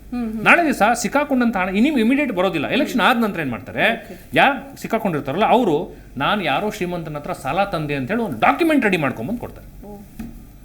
ಸೊ ನಮ್ಮಲ್ಲಿ ಹಣ ಇರುವಂಥ ಅನೇಕ ಪ್ರಭಾವಿಗಳು, ಫಾರ್ ಎಕ್ಸಾಂಪಲ್ ಮಾರ್ವಾಡಿಗಳಾಗ್ಬೋದು, ದೊಡ್ಡ ದೊಡ್ಡ ಬಿಸ್ನೆಸ್ ಮೆನ್ಗಳಾಗ್ಬೋದು, ಲಕ್ಷಾಂತರ ರೂಪಾಯಿ ಕೋಟ್ಯಾಂತರ ರೂಪಾಯಿ ವ್ಯವಹಾರ ಮಾಡುವಂಥ ದಿನನಿತ್ಯ ಬಿಸ್ನೆಸ್ ಮೆನ್ಗಳು ಇರ್ತಾರೆ. ಅವ್ರೇನ್ ಮಾಡ್ತಾರೆ, ಒಂದು ಸ್ಮಾಲ್ ಅಗ್ರಿಮೆಂಟ್, ಒಂದು ಹಳೇದ ಅಗ್ರಿಮೆಂಟ್ ಕೊಡ್ತಾರೆ, ಹೌದು ನಾನು ಇವ್ರಿಗೆ 50 ಲಕ್ಷ ರೂಪಾಯಿ ಸಾಲ ಕೊಟ್ಟಿದ್ದೆ, ಅದೇ ದುಡ್ಡನ್ನು ಇವ್ರು ತಗೊಂಡು ಹೋಗ್ತಾ ಇದ್ರು. ಏನ್ ಮಾಡ್ತೀರಿ? ಅಷ್ಟೇ. ತೆಂಗಿನಕಾಯಿ ಬೆಳೆದೆ, ಅಡಿಕೆ ಬೆಳೆದೆ, ಆಲೂಗಡ್ಡೆ ಬೆಳೆದೆ, ಏನ್ ಮಾಡ್ತೀರಿ? ಸೊ ಎಷ್ಟು ಸೊಫಿಸ್ಟಿಕೇಟೆಡ್ ಆಗಿ ಕೇಸ್ಗಳನ್ನ ಮುಚ್ಚಲಿಕ್ಕೆ, ಆ ಕ್ರೈಮ್ ರೆಕಾರ್ಡ್ ನಲ್ಲಿ ಸಫಿಸ್ಟಿಕೇಟೆಡ್ ಆಗಿ ಆ ಸೋರ್ಸ್ ಆಫ್ ಮನಿನ ಡಿಸ್ಕ್ಲೋಸ್ ಮಾಡಿದಿರಾ, ಅದನ್ನ ಲೀಗಲೈಸ್ ಮಾಡಲಿಕ್ಕೆ ಅನೇಕ ಚಾನೆಲ್ಸ್ ಗಳನ್ನ ಕ್ರಿಯೇಟ್ ಮಾಡ್ಕೊಂಡಿದ್ದಾರೆ. ಮತ್ತು ಇದನ್ನೆಲ್ಲ ನಿಷ್ಪಕ್ಷಪಾತವಾಗಿ ಪೊಲೀಸ್ ಅಧಿಕಾರಿಗಳು ತನಿಖೆ ಮಾಡಬೇಕು. ಯಾವ ತನಿಖಾಧಿಕಾರಿ ತುಂಬಾ ಸ್ಟ್ರಾಂಗ್ ಇರ್ತಾನೋ, ಹಾನೆಸ್ಟ್ ಇರ್ತಾನೋ ಅವನ್ನ ಟ್ರಾನ್ಸ್ಫರ್ ಮಾಡ್ತಾರೆ. ಸರ್, ತನಿಖಾಧಿಕಾರಿಗಳೇ ಹೇಳ್ಕೊಡ್ತಾರೆ ಅವರು ಐಡಿಯಾ ಕೊಡ್ತಾರೆ, ಸರ್ ಈ ತರ ಮಾಡಿ, ಈ ತರ ಮಾಡಿ. ಈಗಾದಾಗ ಏನಾಗುತ್ತೆ ಮೇಡಮ್, ಕನ್ವಿಕ್ಷನ್ ರೇಟ್ ಬಹಳ ಕಮ್ಮಿ ಆಗುತ್ತೆ. ಯಾವಾಗ ಕಾನೂನಾತ್ಮಕವಾಗಿ ತನಿಖಾಧಿಕಾರಿ ಹಾನೆಸ್ಟ್ ಆಗಿ ತನಿಖೆ ಮಾಡ್ತಾನೆ, ಆ ಸೋರ್ಸ್ ಆಫ್ ಫಂಡ್ಸ್ ಏನಿದೆಯಲ್ಲ ಅಲ್ಲಿವರೆಗೂ ತನಿಖೆ ಹಿಡಿದು ಇವರಿಂದನೇ ದುಡ್ಡು ಬಂದಿದೆ, ಇಲ್ಲೇ ಡ್ರಾ ಮಾಡಿದ್ದಾರೆ ಅಥವಾ ಇಷ್ಟು ದಿವಸ ಇಲ್ಲೊಂದು ಸ್ಟೋರ್ ಮಾಡಿದ್ದಾರೆ, ಎಲ್ಲವನ್ನೂ ತನಿಖೆ ಮಾಡಿ ವಿಟ್ನೆಸ್ಗಳೆಲ್ಲ ಎರಡನೇ ವಿಟ್ನೆಸ್ಗಳು ಸೀಸ್ ಆಗುತ್ತೆ. ಸೀಸ್ ಆದಾಗ 4 ಜನ ನಮ್ಗೆ ವಿಟ್ನೆಸ್ ಬೇಡವಾ? ನಾಳೆ ದಿವಸ ಎಲ್ಲೋ ಮನೆಯಿಂದ ತಂದು ಇವ್ರ ಮನೆಯಿಂದ ಅಂತ ಹೇಳ್ಬೋದಲ್ಲ ನೀವು. ಇದೇ ಗಾಡಿಯಿಂದ ಅಂತ ಇವತ್ತು ನೀವು ಟಿವಿ ಚಾನೆಲ್ ತೋರಿಸ್ತೀರಿ, 1 ವರ್ಷ ಆದ್ಮೇಲೆ ನಮ್ಗೇನು ಗೊತ್ತು ಎಲ್ಲಿಂದ ಹಿಡಿದ್ರು ಅದನ್ನ ಅಂತ. ಆಮೇಲೆ ಟಿವಿ ಚಾನೆಲ್ಗೂ ಪಾಪ ನೋಟಿಸ್ ಕೊಡ್ತಾರೆ. ಕೆಲಸರು ಅವರು ಕೆಲಸದ ಒತ್ತಡದಿಂದ ಅವರು ಬರ್ಲಿಕ್ಕೆ ಆಗೋದಿಲ್ಲ. ಸೊ ಇವೆಲ್ಲ ಕಾರಣಗಳಿಂದ ಲೀಗಲ್ ಲೂಪ್ ಹೋಲ್ಸ್ ಇಂದ ಕನ್ವಿಕ್ಷನ್ ರೇಟ್ ಬಹಳ ಕಮ್ಮಿ. ಸೊ ಕಾನೂನುಗಳಿದೆ, ಬಟ್ ಕಾನೂನುಗಳಲ್ಲಿರುವಂತಹ ಸಣ್ಣ ಪುಟ್ಟ ಏನು ಅಡೆತಡೆಗಳಿದೆ ಅಥವಾ ಒಂದು ಲೂಪ್ ಅದನ್ನ ಚೆನ್ನಾಗಿ ಉಪಯೋಗಿಸ್ಕೊಳ್ತಾರೆ ಅಂತ. ಚಿಕ್ಕ ಪುಟ್ಟದಲ್ಲಿ ಸಿಕ್ಕಾಕೊಂಡ್ಬಿಡ್ತಾರೆ ಸರ್, ದೊಡ್ಡವರಿಲ್ಲ. ಈಗ ಬಿಜೆಪಿ ಮತ್ತು ಕಾಂಗ್ರೆಸ್ನವ್ರಿಗೆ ಹೇಳಿರೋದು ಏನು ಅಂತಂದ್ರೆ, ಚುನಾವಣೆಗಳು ನಮ್ಮ ಪಾಲಿನ ಒಂದು ಪ್ರಜಾತಂತ್ರದ ಪಾಲಿಗೆ ಹೆಚ್ಚು ಮೌಲ್ಯಯುತವಾದ ಪರಂಪರೆ ಇದು.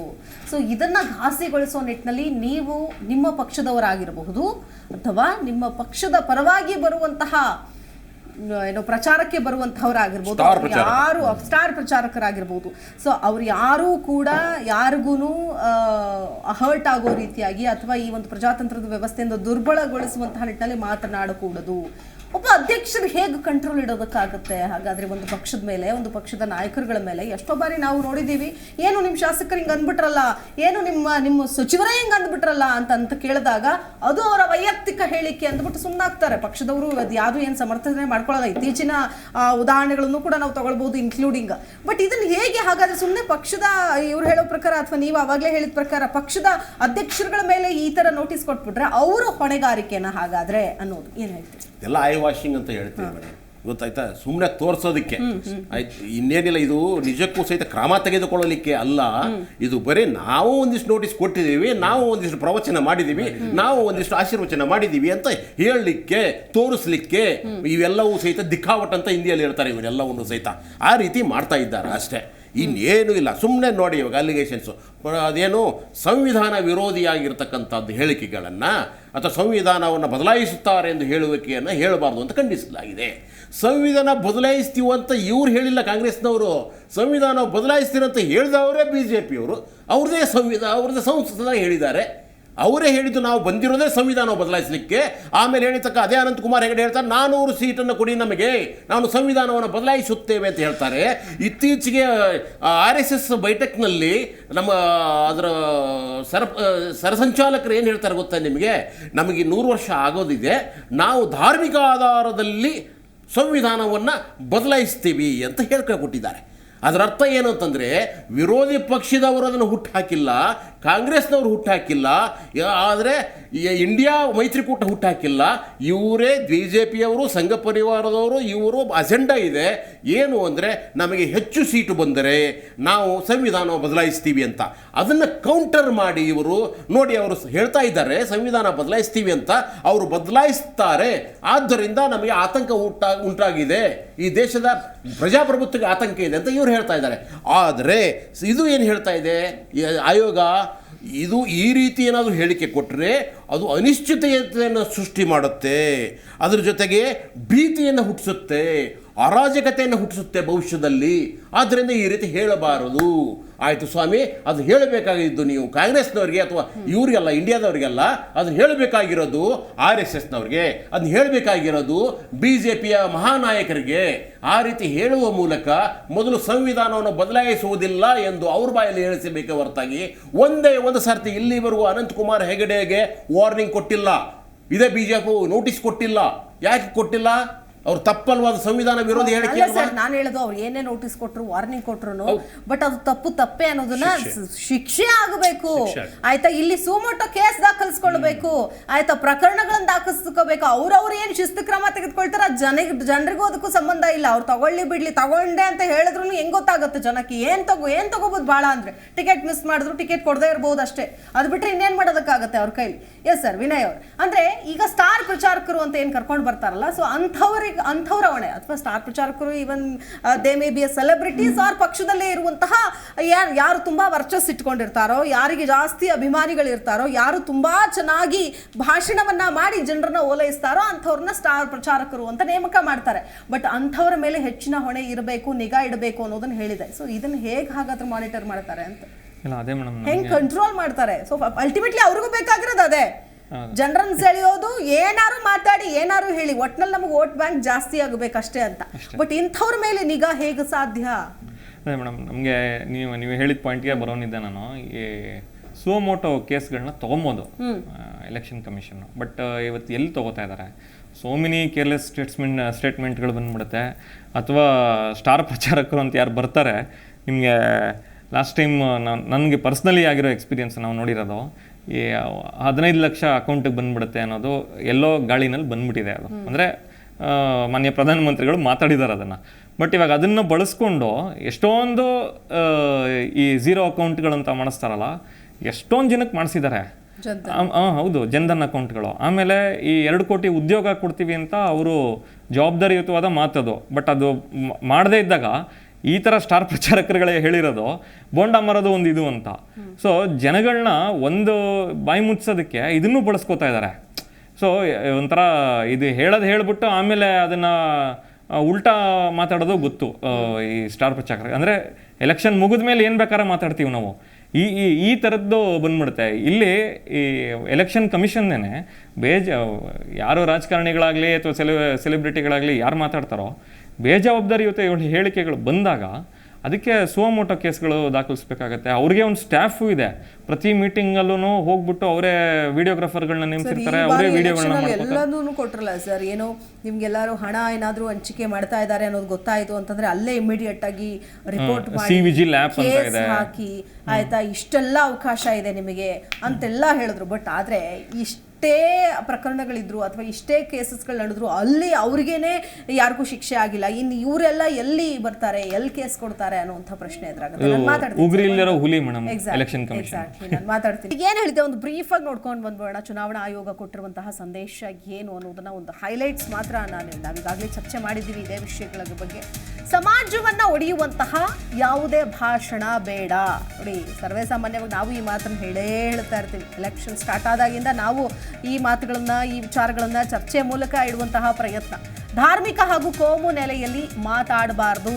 ಬಟ್ ಆದರೆ ಇದೇ ನೆಲೆಯಲ್ಲೇ ಮಾತಾಡೋದು ನಮ್ಮ ರಾಜಕಾರಣಿಗಳು. ಧಾರ್ಮಿಕ ಹಾಗೂ ಕೋಮು ನೆಲೆಯಲ್ಲಿ ಮಾತನಾಡಬಾರ್ದು ಅಂತ ಹೇಳಿದ್ದಾರೆ. ಅಂದ್ರೆ ಇವು ಬಿಜೆಪಿಗೆ ಚುನಾವಣಾ ಆಯೋಗದ ನಿರ್ದೇಶನ. ಇದು ಯಾವ್ಯಾವ ಪಕ್ಷಕ್ಕೆ ಅನ್ನೋದನ್ನು ನೋಡ್ಬಿಡೋಣ. ಇದು ಬಿಜೆಪಿ ಕೊಟ್ಟಿರೋದು. ಧಾರ್ಮಿಕ ಹಾಗೂ ಕೋಮು ನೆಲೆಯಲ್ಲಿ ಮಾತನಾಡಬಾರ್ದು. ಅದರ ಜೊತೆಗೆ ಪಕ್ಷದ ಅಧ್ಯಕ್ಷರಾಗಿ ತಾರಾ ಪ್ರಚಾರಕರಿಗೆ, ಸ್ಟಾರ್ ಕ್ಯಾಂಪೈನರ್ಸ್ ಅಂತ ನಾವೇನು ಹೇಳ್ತೀವಿ, ಅಂಥವರಿಗೆ ಸೂಚನೆ ಕೊಡಬೇಕು ಅಂತ ಬಿಜೆಪಿಗೆ ಆಯೋಗ ನಿರ್ದೇಶನ ಕೊಟ್ಟಿದೆ. ಪಕ್ಷದ ಅಧ್ಯಕ್ಷರು ಏನಿದ್ದಾರೆ JP ನಡ್ಡಾ ಅವರಿಗೆ ಕೊಟ್ಟಿರುವಂತಹ ಒಂದು ಸೂಚನೆ ಇದು. ಸಂವಿಧಾನ ರದ್ದುಪಡಿಸಬಹುದು ಅನ್ನೋ ತಪ್ಪು ಭಾವನೆಯನ್ನ ಮೂಡಿಸಬೇಡಿ ಅಂತ ಕಾಂಗ್ರೆಸ್ಸಿಗೆ ಕೊಟ್ಟಿರೋ ನಿರ್ದೇಶನ ಇದು ಆಯೋಗದಿಂದ. ಸಂವಿಧಾನವನ್ನ ರದ್ದುಪಡಿಸಬಹುದು ಅನ್ನೋ ತಪ್ಪು ಭಾವನೆಯನ್ನ ಮೂಡಿಸಬೇಡಿ ಅನ್ನುವಂತಹ ಒಂದು ಸಂದೇಶವನ್ನ ಕಾಂಗ್ರೆಸ್ನ ಅಧ್ಯಕ್ಷರಾದ ಮಲ್ಲಿಕಾರ್ಜುನ್ ಖರ್ಗೆ ಅವರಿಗೆ ಚುನಾವಣಾ ಆಯೋಗ ಕೊಟ್ಟಿರುವಂತಹ ನಿರ್ದೇಶನ ಇದು. 2019 ಮಾರ್ಚ್ನಲ್ಲಿ ನೀಡಿದ್ದ ಆಯೋಗದ ಸಲಹೆಗಳನ್ನ ಪಾಲಿಸಬೇಕು ಅಂತ ಇದೇ ಸಂದರ್ಭದಲ್ಲಿ ಹೇಳಿದೆ. 2019ರಲ್ಲಿ ಏನು ಸಲಹೆಯನ್ನ ಕೊಡಲಾಗಿತ್ತು ಮಾರ್ಚ್ ತಿಂಗಳಲ್ಲಿ, ಅದನ್ನ ನೀವೆಲ್ಲರೂ ಕೂಡ ಪಾಲಿಸಬೇಕು. ಇನ್ನು ಅಭ್ಯರ್ಥಿಗಳು ರಕ್ಷಣಾ ಪಡೆಗಳ ಚಟುವಟಿಕೆಗಳಿಗೆ ಸಂಬಂಧಪಟ್ಟಂತೆ ರಾಜಕೀಯ ಪ್ರಚಾರ ಆಂದೋಲನದಲ್ಲಿ ತೊಡಗಬೇಡಿ. ಈ ವಿಷಯವನ್ನ ಬಹಳ ಗೌಣವಾಗಿ ತೆಗೆದುಕೊಳ್ಳಿ. ಅಂದರೆ ಇದನ್ನ ಸೀರಿಯಸ್ ಆಗಿ ತಗೋಬೇಕಾ ಅಥವಾ ಹೇಗೆ, ಅಥವಾ ಕಾಂಗ್ರೆಸ್ನವ್ರು ಇದಕ್ಕೆ ಏನು ಉತ್ತರ ಕೊಟ್ಟಿದ್ದಾರೆ ಅನ್ನೋದು ನೋಡಬೇಕಾಗುತ್ತೆ. ಯಾಕಂದರೆ ಮಲ್ಲಿಕಾರ್ಜುನ್ ಖರ್ಗೆ ಮತ್ತು ರಾಹುಲ್ ಗಾಂಧಿಯವರ ಮಾತುಗಳ ಬಗ್ಗೆ ಬಿಜೆಪಿನೂ ಕೂಡ ದೂರು ಸಲ್ಲಿಸಿರುತ್ತೆ. ಪ್ರತಿಯಾಗಿ ಆಯೋಗ ಖರ್ಗೆ ಅವ್ರಿಗೂ ಕೂಡ ನೋಟಿಸನ್ನು ಕೊಟ್ಟಿರುತ್ತೆ. ಏನು ಅಗ್ನಿಪಥ್ ಯೋಜನೆ ಕುರಿತು ಕಾಂಗ್ರೆಸ್ ನಾಯಕರು ಆಡಿದ್ದ ಮಾತುಗಳನ್ನು ಆಯೋಗ ಉಲ್ಲೇಖ ಮಾಡುತ್ತೆ. ಸೊ ಅದಕ್ಕೆ ಉತ್ತರ ಕೂಡ ಕೊಟ್ಟಿದ್ದಾರೆ ಮಲ್ಲಿಕಾರ್ಜುನ್ ಖರ್ಗೆ ಅವರು. ಇನ್ನು ರಕ್ಷಣಾ ಪಡೆಗಳ ಸಾಮಾಜಿಕ ಆರ್ಥಿಕ ಸಮೀಕರಣದ ಬಗ್ಗೆ ವಿಭಜನಾಕಾರಿಯ ಮಾತುಗಳನ್ನು ಆಡುವಂತಿಲ್ಲ. ನೋಡಿ, ಯಾಕಂದರೆ ಪುಲ್ವಾಮಾ ದಾಳಿ ವಿಷಯ ಪದೇ ಪದೇ ತೆಗೆದುಕೊಂಡು ಬರ್ತಾ ಇದ್ರು ಚುನಾವಣಾ ಸಂದರ್ಭದಲ್ಲಿ ಕಾಂಗ್ರೆಸ್ನವರು. ಬಹುಶಃ ಈ ವಿಚಾರಕ್ಕೂ ಕೂಡ ಈ ಒಂದು ಮಾತು ಅಂತ ಹೇಳ್ಬೋದು. ದೇಶದಲ್ಲಿ ಅರಾಜಕತೆಯನ್ನು ಹರಡೋ ಯತ್ನ ಕೂಡ ಮಾಡಲಾಗಿದೆ ಅಂತ ಆಯೋಗ ಹೇಳಿದೆ. ಇದನ್ನು ಚುನಾವಣಾ ಆಯೋಗಗಳ ಅಡಿಯಲ್ಲಿ ಭ್ರಷ್ಟ ಕೆಲಸ ಅಂತ ಪರಿಗಣಿಸಬಹುದು ಅಂತ ಕೂಡ ಆಯೋಗ ಈಗ ಈ ವಿಚಾರವನ್ನು ಹೇಳಿದೆ. ಓಕೆ ಸುನಿಲ್ ಕುಮಾರ್ ಸರ್, ನಾನು ಈಗಾಗಲೇ ಈ ವಿಚಾರಗಳನ್ನು ನಾವು ಚರ್ಚೆ ಮಾಡ್ತಾ ಇದ್ದೀವಿ. ಹೌದು, ರಕ್ಷಣೆ ವಿಚಾರ ಅಂತ ಬಂದಾಗ ಅದನ್ನು ತುಂಬ ಈಸಿಯಾಗಿ ತೆಗೆದುಕೊಂಡು ಹಾದಿ ಬೀದಿಲಿ ಚರ್ಚೆ ಮಾಡಿಕೊಂಡು ಹೋಗುವಂಥದ್ದು ಅಥವಾ ಅದನ್ನ ಟೀಕೆ ಟಿಪ್ಪಣಿಗಳನ್ನ ಮಾಡುವಾಗ ಒಂದಷ್ಟು ತಿಳಿದವರು ಮಾತನಾಡಬೇಕು. ಎಷ್ಟೋ ಜನ ತಿಳಿದೇ ಇರೋರು ಏನೇನೋ ಬಾಯಿಗೆ ಬಂದಂಗೆಲ್ಲ ಮಾತನಾಡ್ತಾ ಇರ್ತಾರೆ. ಬಟ್ ಅಂತಹ ವಿಷಯಗಳು ಅಂತ ಬಂದಾಗ ದೇಶದ ಕಡೆಯಿಂದನೇ ಅಥವಾ ಸರ್ಕಾರದ ಕಡೆಯಿಂದನೇ ಈ ವಿಚಾರಗಳ ಕುರಿತಾದಂತಹ ಒಂದು ಸ್ಪಷ್ಟ ನಿರ್ದೇಶನವನ್ನು ಜನತೆ ಕೊಟ್ಟರೆ ಬಹುಶಃ ಜನರಿಗೂ ಆ ಕನ್ಫ್ಯೂಷನ್ ಇರಲ್ಲ. ಇವ್ರು ಹೇಳಿದ್ ನಂಬೇಕಾ, ಇವ್ರು ಹೇಳಿದ್ ನಂಬೇಕಾ ಅನ್ನೋದು. ಏನು ಹೇಳ್ತೀವಿ? ಕರೆಕ್ಟ್ ಮೇಡಮ್, ನೀವು ಹೇಳಿದ ಕರೆಕ್ಟು. ಈಗ ಪೊಲಿಟಿಕಲ್ ಪಾರ್ಟೀಸ್ ಎಲ್ಲ ಸ್ಟಾರ್ ಪ್ರಚಾರಕರು ಅಂತ ಬಂದ ಮೇಲೆ ಅವ್ರಿಗೆ ಆ ಪಕ್ಷದ ಅಧ್ಯಕ್ಷರು ಆ ಪಕ್ಷದ ಕಡೆಯಿಂದ ಒಂದು ಗೈಡ್ಲೈನ್ಸನ್ನು ಕೊಡಬೇಕು. ನೀವು ಯಾವ ವಿಚಾರದ ಬಗ್ಗೆ ಕರೆಕ್ಟಾಗಿ ಮಾತಾಡಬೇಕು. ಹೌದು. ಮತ್ತು ಮಿಸ್ಇನ್ಫಾರ್ಮೇಷನ್, ಫಾಲ್ಸ್ ಇನ್ಫಾರ್ಮೇಷನ್ ಪಬ್ಲಿಕ್ಗೆ ಕೊಡಬಾರ್ದು. ಮತ್ತು ಎಲ್ಲರೂ ಕೂಡ ಈ ದೇಶದ ಸೆಕ್ಯುಲರ್ ಪ್ರಿನ್ಸಿಪಲ್ಸ್ ಏನಿದೆಯೋ ಅದರ ಅಡಿಯಲ್ಲಿ ನಾವು ನಮ್ಮ ಭಾಷಣಗಳನ್ನು ಮಾಡಬೇಕು. ಈಗೇನಾಗ್ಬಿಟ್ಟಿದೆ, ಎಲ್ಲ political parties irrespective of the parties ಅವ್ರಿಗೇನು ಉದ್ದೇಶ ಏನಿದೆ, ನಾವು ಗೆಲ್ಲಬೇಕು, ಹುಕ್ ಆರ್ ಕ್ರೂಕ್ ನಾವು ಗೆಲ್ಲಬೇಕು ಅಂದಾಗ ನಾವು ಅಭಿವೃದ್ಧಿ ಕಡೆ ಮಾತಾಡಬೇಕು ಅಂದಾಗ ಅಭಿವೃದ್ಧಿ ಎಲ್ಲರೂ ಕೂಡ ಪರಿಪೂರ್ಣವಾಗಿ ಯಾರು ಅಭಿವೃದ್ಧಿಯನ್ನು ತೋರಿಸಿಲ್ಲ. ಸೊ ಅವ್ರಿಗೆ ಸಿಗುವಂಥ ಈಸಿ ಕಾನ್ಸೆಪ್ಟ್ಸ್ ಏನು, ಡಿವೈಡ್ ಆ್ಯಂಡ್ ರೂಲ್. ಒಂದು ಧರ್ಮದ ಬಗ್ಗೆ ಮಾತಾಡಿದಾಗ ಈ ಮನುಷ್ಯ ನಮ್ಮ ಈ ಮನುಷ್ಯ ಕುಲದ ಇಡೀ ಇತಿಹಾಸದಲ್ಲಿ ಅತಿ ಹೆಚ್ಚು ಕೊಲೆಗಳು, ಅತಿ ಹೆಚ್ಚು ಮರ್ಡರ್ಸ್ ಆಗಿರುವಂಥದ್ದು ಈ ದೇವರು ಮತ್ತು ಧರ್ಮದ ವಿಚಾರದಲ್ಲಿ. ನಾವೇನು ಮಾಡಿದ್ದೀವಿ, ಮನುಷ್ಯನ ಕೊಂದಿದ್ದೀವಿ. ನನ್ನ ಧರ್ಮ ಶ್ರೇಷ್ಠ ಅಂತ ಯಾವುದೇ ಇರ್ಬೋದು, ಆ ಧರ್ಮ ಈ ಧರ್ಮ, ಅನೇಕ ಸಂಸ್ಥಾನಗಳು ಧರ್ಮದ ಆಧಾರಿತವಾಗಿ ಬಂದಂಥದ್ದು. ಹಾಗಾಗಿ ಈ ಧರ್ಮ ಅನ್ನೋ ವಿಚಾರ ಬಂದಾಗ ಮನುಷ್ಯನಿಗೆ ಏನಾಗುತ್ತೆ, ನೀವು ಅವನ್ನ ಈಸಿಯಾಗಿ ಪ್ರವೋಕ್ ಮಾಡಬಹುದು. ಮತ್ತು ಆತ ಏನು ಮಾಡ್ತಾನೆ, ನನ್ನ ಧರ್ಮಕ್ಕೆ ಏನಾದರೂ ಭಾವನೆ, ನನ್ನ ಧರ್ಮಕ್ಕೆ ಭಂಗ ಬರ್ತಾ ಇದೆಯಾ, ನನ್ನ ಧರ್ಮ ಏನಾದರೂ ಆಪತ್ತಿನಲ್ಲಿದೆಯಾ ಅಂತ ಆತ ಯೋಚನೆ ಮಾಡೋಕ್ಕೆ ಶುರು ಮಾಡಿದಾಗ ಆತ ಪೋಲರೈಸ್ ಆಗಿ ನಿಮ್ಮ ಕಡೆ ಓಟನ್ನು ಹಾಕ್ತಾನೆ. ಸೊ ನೀವು ಮನುಷ್ಯನ ಡಿವೈಡ್ ಮಾಡ್ತಾ ಇದ್ದೀರಿ. ಇದಕ್ಕೆಲ್ಲರಿಗೂ ರೆಸ್ಪಾನ್ಸ್ ಏನು, ಈ ವೋಟರ್ಸ್ ಯಾರಿದಾರಲ್ಲ ಅವರು ಪ್ರಭಾವವಾಗಿ ನಿಲ್ಲಬೇಕು. ಅವ್ರೇನ್ ಮಾಡಬೇಕು, ಯಾರು ನಮ್ಮ ಪ್ರಜ್ಞಾವಂತ ಮತದಾರರು ಅಂತ ನಾವು ಯಾರನ್ನ ಕರಿತೀವೋ ಇವ್ರು ಯಾರಿಗೇ ಭಾಷಣ ಮಾಡಲಿ, ಯಾವುದೇ ಧರ್ಮ ಆಧಾರಿತವಾಗಿ ಭಾಷಣ ಮಾಡಲಿ, ಯಾವುದೇ ಜಾತಿ ಆಧಾರಿತವಾಗಿ ಭಾಷಣ ಮಾಡಲಿ, ನೀವೇನೇ ಭಾಷಣ ಮಾಡಿದ್ರು ಕೂಡ ನಾವು ಪ್ರಗತಿಪರರಿಗೆ ಓಟನ್ನು ಹಾಕ್ತೀವಿ. ಈ ದೇಶವನ್ನು ಒಂದು ಅಂತ ಯಾರು ತಗೊಂಡು ಹೋಗ್ತಾರೋ ಅವ್ರಿಗೆ ನಾವು ಓಟನ್ನು ಹಾಕಿ ಗೆಲ್ಲಿಸ್ತೀವಿ ಅಂತ ಹೇಳಿ ಮತದಾರರು ಓಟನ್ನು ಹಾಕಿ ಒಬ್ಬ ಸೆಕ್ಯುಲರ್ ಇರುವಂಥ ಕ್ಯಾಂಡಿಡೇಟು, ನಾವೆಲ್ಲರನ್ನು ಎಲ್ಲ ಜಾತಿಯನ್ನು ಜೊತೆಯಲ್ಲಿ ತಗೊಂಡೋಗಿ ನಿಲ್ಲುವಂಥ ಕ್ಯಾಂಡಿಡೇಟ್ಗೆ ನೀವು ಪ್ರಜ್ಞಾವಂತ ಮತದಾರರು ಓಟ್ ಹಾಕಿ ಗೆಲ್ಸಕ್ಕೆ ಶುರು ಮಾಡಿದ್ರೆ ಆಗ ಈ ಡಿವೈಡ್ ಅಂಡ್ ರೂಲ್ ಅನ್ನೋ ಪಾಲಿಸಿ ಬರೋದೇ ಇಲ್ಲ. ಮತ್ತೆ ಎಲೆಕ್ಷನ್ ಕಮಿಷನ್ ಕೂಡ ಅಷ್ಟೇ, ಆಗ್ಲೇ ಒಂದು ಮಾತನ್ನ ಹೇಳಿದ್ರಿ, ಕನ್ವಿಕ್ಷನ್ ಬಹಳ ಮುಖ್ಯ. ನೀವು ಬರೀ ನೋಟಿಸ್ಗಳನ್ನ ಕೊಡ್ತಾ ಹೋದ್ರೆ ನೋಟಿಸ್ ಕೊಡ್ತಾ ಯಾರಿಗೆ ಭಯ ಬರುತ್ತೆ? ಈಗ ನನ್ನ ಹತ್ರ ಹುಲಿ ಇದೆ ಅಂತ ನೀವು ಬರೀ ಬಾಳ ಆದ್ರೂ ನೋಟಿಸ್ ಕೊಡ್ತಾರೆ, ಅದು ಕುತ್ರ ಕೊಟ್ರ ಮುಗೀತಲ್ಲ, ನೀವು ಎಫ್ಐಆರ್ ಮಾಡಿ. ಆ ಮೂಲಕನೂ ಹೆಂಗಿದ್ರು ಸುದ್ದಿಯಲ್ಲಿ ಇರ್ಬೋದು, ಚುನಾವಣಾ ಆಯೋಗ ನೋಟಿಸ್ ಕೊಡ್ತು ಅಂತ ನಾವು ಕೂಡ ಸುದ್ದಿ ಮಾಡ್ತೀವಿ. ಹೌದು, ಎಫ್ಐಆರ್ ಆಗಬೇಕು ಅಷ್ಟೇ. ಬಟ್ ಎಫ್ಐಆರ್ ಆಗಿ ಅವ್ರು ಹೋಗ್ತಾರಲ್ಲ ತನಿಖೆಗೆ, ನೋಟಿಸ್ ಕೊಡಿ, ಆ ಹಂತಕ್ಕೆ ಹೋಗ್ಬೇಕು. ನೋಡಿ, ನೆನ್ನೆ ಹರೀಶ್ ಪೂಂಜಾ ಅವ್ರಿಗೆ MLA ಅವ್ರಿಗೆ ನೋಟಿಸ್ ಕೊಟ್ಟಿದ್ದಾರೆ. ಅವ್ರು ಎಲ್ಲೋ ಪೊಲೀಸ್ ಠಾಣೆಯಲ್ಲಿ ಇನ್ಸ್ಪೆಕ್ಟರ್ ಹತ್ರ ಮಿಸ್ಬಿಹೇವ್ ಮಾಡಿದ್ರು, ನೋಟಿಸ್ ಕೊಟ್ಟರು. ಬಟ್ ಎಫ್ಐಆರ್ ಅನ್ನ ಮಾಡ್ತಾರೆ ಅವ್ರ ಮೇಲೆ. ಎಫ್ಐಆರ್ ಮಾಡಿದ್ಮೇಲೆ ಇಷ್ಟು ಪ್ರೆಷರ್ ಆಗುತ್ತೆ ಅವ್ರಿಗೆ. ಅವ್ರು ಇಡೀ ಲಾಯರ್ಗಳನ್ನ ಕರ್ಕೋತಾರೆ, ಇಡೀ ಪಕ್ಷದ ಎಲ್ಲ ರಾಷ್ಟ್ರೀಯ ನಾಯಕರು ಬಂದು ಕೂತ್ಕೊಂಡ್ಬಿಡ್ತಾರೆ, MLAಗಳೆಲ್ಲ ಬಂದು. ಯಾಕಂದ್ರೆ ಒಂದು ಎಫ್ಐಆರ್ ಆ ಶಕ್ತಿ ಇದೆ, ಒಂದು ಶಕ್ತಿ ಇದೆ. ನೀವು ನಾನು ಹೇಳೋದು ಪಕ್ಷಾತೀತವಾಗಿ ದ್ವೇಷ ಭಾಷಣ ಮಾಡುವಂಥದ್ದು. ಈ ದ್ವೇಷ ಭಾಷಣದಿಂದ ಎಲ್ಲೋ ಒಂದ್ ಕಡೆ ಗಲಭೆ ಆಗಿ ನೂರಾರು ಜನ ಪ್ರಾಣ ಕಳ್ಕೊಳ್ಳುವಂತ ಪರಿಸ್ಥಿತಿ ಬಂದಾಗ ಆ ತರ ದ್ವೇಷ ಭಾಷಣ ಯಾರು ಮಾಡ್ತಾರೋ ಅವ್ರ ಮೇಲೆ ಫಸ್ಟ್ ನೀವು ಎಫ್ಐಆರ್ ಅನ್ನ ಮಾಡಿ, ಇಡೀ ಸಮಾಜಕ್ಕೆ ಒಂದು ಮೆಸೇಜ್ ಅನ್ನು ಕೊಡಿ. ಆಗ ಬೇರೆ ದ್ವೇಷ ಭಾಷಣ ಮಾಡ್ಲಿಕ್ಕೆ ರೆಡಿ ಇರೋನು ಹಿಂದಕ್ಕೆ ಹೋಗ್ಬಿಡ್ತಾರೆ. ನಿಜ ನಿಜ. ಶಶಿಕಾಂತ್ ಅವರು, ಎಷ್ಟು ಸಂದರ್ಭದಲ್ಲಿ ಇಂತಹ ಪ್ರಕರಣಕ್ಕೆ ಸುಮೋಟ ಹಾಕಬೇಕು ಅಂತ ನಾವು ಹೇಳ್ತೀವಿ. ಎಲೆಕ್ಷನ್ ಕಮಿಷನು ಅದರದ್ದೇ ಆದಂತಹ ಆಯೋಗ, ಸಿಬ್ಬಂದಿ, ಅವ್ರಿಗೆ ಎಲ್ಲ ಚಾನಲ್ಗಳನ್ನು ಹಾಕೊಂಡು ಕೂತ್ಕೊಂಡಿರ್ತಾರೆ. ಯಾವ ಚಾನಲಲ್ಲಿ ಏನು ನೀತಿ ಸಂಹಿತೆ ಉಲ್ಲಂಘನೆ ಆಗ್ತಾ ಇದೆ, ಯಾರೆಲ್ಲ ಮಾತಾಡ್ತಾ ಇದ್ದಾರೆ, ಯಾರೇನು ಬಳಸ್ತಾ ಇದ್ದಾರೆ, ಯಾರೇನು ಆ್ಯಡ್ ಕೊಡ್ತಾ ಇದ್ದಾರೆ, ಇದನ್ನೆಲ್ಲವನ್ನು ಕೂಡ ನೋಡುವಂತಹ ಚುನಾವಣಾ ಆಯೋಗ ನಾಯಕರುಗಳು ಕೊಡುವಂತಹ ಹೇಳಿಕೆಯನ್ನು ಗಮನಿಸ್ತಾ ಇರ್ತಾರೆ. ಸುಮೋಟ ಎಷ್ಟೋ ಸಂದರ್ಭದಲ್ಲಿ ಆಗೋದೇ ಇಲ್ಲ. ಬಟ್ ಕಂಪ್ಲೇಂಟ್ ಕೊಡೋದಕ್ಕೂ ಕೂಡ ಜನನು ಅಥವಾ ವಿರೋಧಿ ಬಣದಲ್ಲಿರೋರು ಕೂಡ ಹಿಂದು ಮುಂದೆ ನೋಡ್ತಾರಾ ಅಂತ ಅನ್ಸುತ್ತೆ. ಏನು ಹೇಳ್ತಾರೆ? ಎಲ್ಲರೂ ಪೈಪೋಟಿ ಮೇಲೆ ಕಂಪ್ಲೇಂಟ್ ಕೊಡ್ತಾರೆ, ಅವ್ರ ಮೇಲೆ ವಿರುದ್ಧ, ಇವ್ರ ಮೇಲೆ ವಿರುದ್ಧ ಚುನಾವಣಾ ಆಯೋಗಕ್ಕೆ ಕೊಡ್ತಾರೆ. ಆದರೆ ಅದ್ರ ಬಗ್ಗೆ ಯಾವ ಪಕ್ಷದ ಯಾವ ನಾಯಕರಿಗೂ ಕಿಂಚಿತ್ತೂ ಭಯವಿಲ್ಲ, ಆತಂಕವಿಲ್ಲ. ನಾಳೆ ನಮಗೇನಾದರೂ ಆಗಬಹುದು ಅಂತ ಯಾರಿಗೂ ಇಲ್ಲ. ಅದರಲ್ಲೂ BJPಯವ್ರಿಗಂತೂ ಮೊದಲೇ ಇಲ್ಲ. ಯಾಕೆಂದರೆ ಚುನಾವಣಾ ಆಯುಕ್ತರನ್ನು ತಮಗೆ ಬೇಕಾದವರನ್ನು ನೇಮಿಸಿದ್ದಾರೆ. ಅದಕ್ಕೆ ದೊಡ್ಡ ಪಾಲಿಟಿಕ್ಸ್ ಇದೆ. ಸುಪ್ರೀಂ ಕೋರ್ಟ್ ಜಡ್ಜನ್ನು ಹೊರಗಡೆ ಹಾಕಿ ಅವರವರೇ ಮಾಡ್ಕೊಂಡಿದ್ದಾರೆ, ಅದೆಲ್ಲ ಗೊತ್ತಿದೆ. ಅದ್ರ ಬಗ್ಗೆ ನಾವು ಚರ್ಚೆ ಹಿಂದೆಗಡೆ ಮಾಡಿದ್ದೀವಿ. ಆದರೆ ಇವಾಗೂ ಸಹಿತ ಇವ್ರು ಹೇಳ್ತಾ ಇದ್ದಾರೆ, ಪ್ರಗತಿಪರ ಆಗಿರ್ತಕ್ಕಂಥವ್ರಿಗೆ, ಪ್ರಜ್ಞಾವಂತರಾಗಿರ್ತಕ್ಕಂಥವರು ಓಟ್ ಹಾಕಬೇಕು ಅಂತ. ಹೌದು ಸರ್, ನಾವೆಲ್ಲರೂ ಓಟ್ ಹಾಕ್ತೀವಿ, ಪ್ರೋಗ್ರೆಸಿವ್ ಆಗಿರ್ತಕ್ಕಂಥವ್ರು ಹಾಕ್ತೀವಿ. ಆದರೆ ಅಲ್ಲಿ ವಾಮ ಮಾರ್ಗಗಳು ಇದ್ದಾವೆ. ನಿಮ್ಮ ವೋಟಿಂಗನ್ನು ಅಪರಾಧಪರ ಮಾಡೋ ಇದ್ದಾವೆ.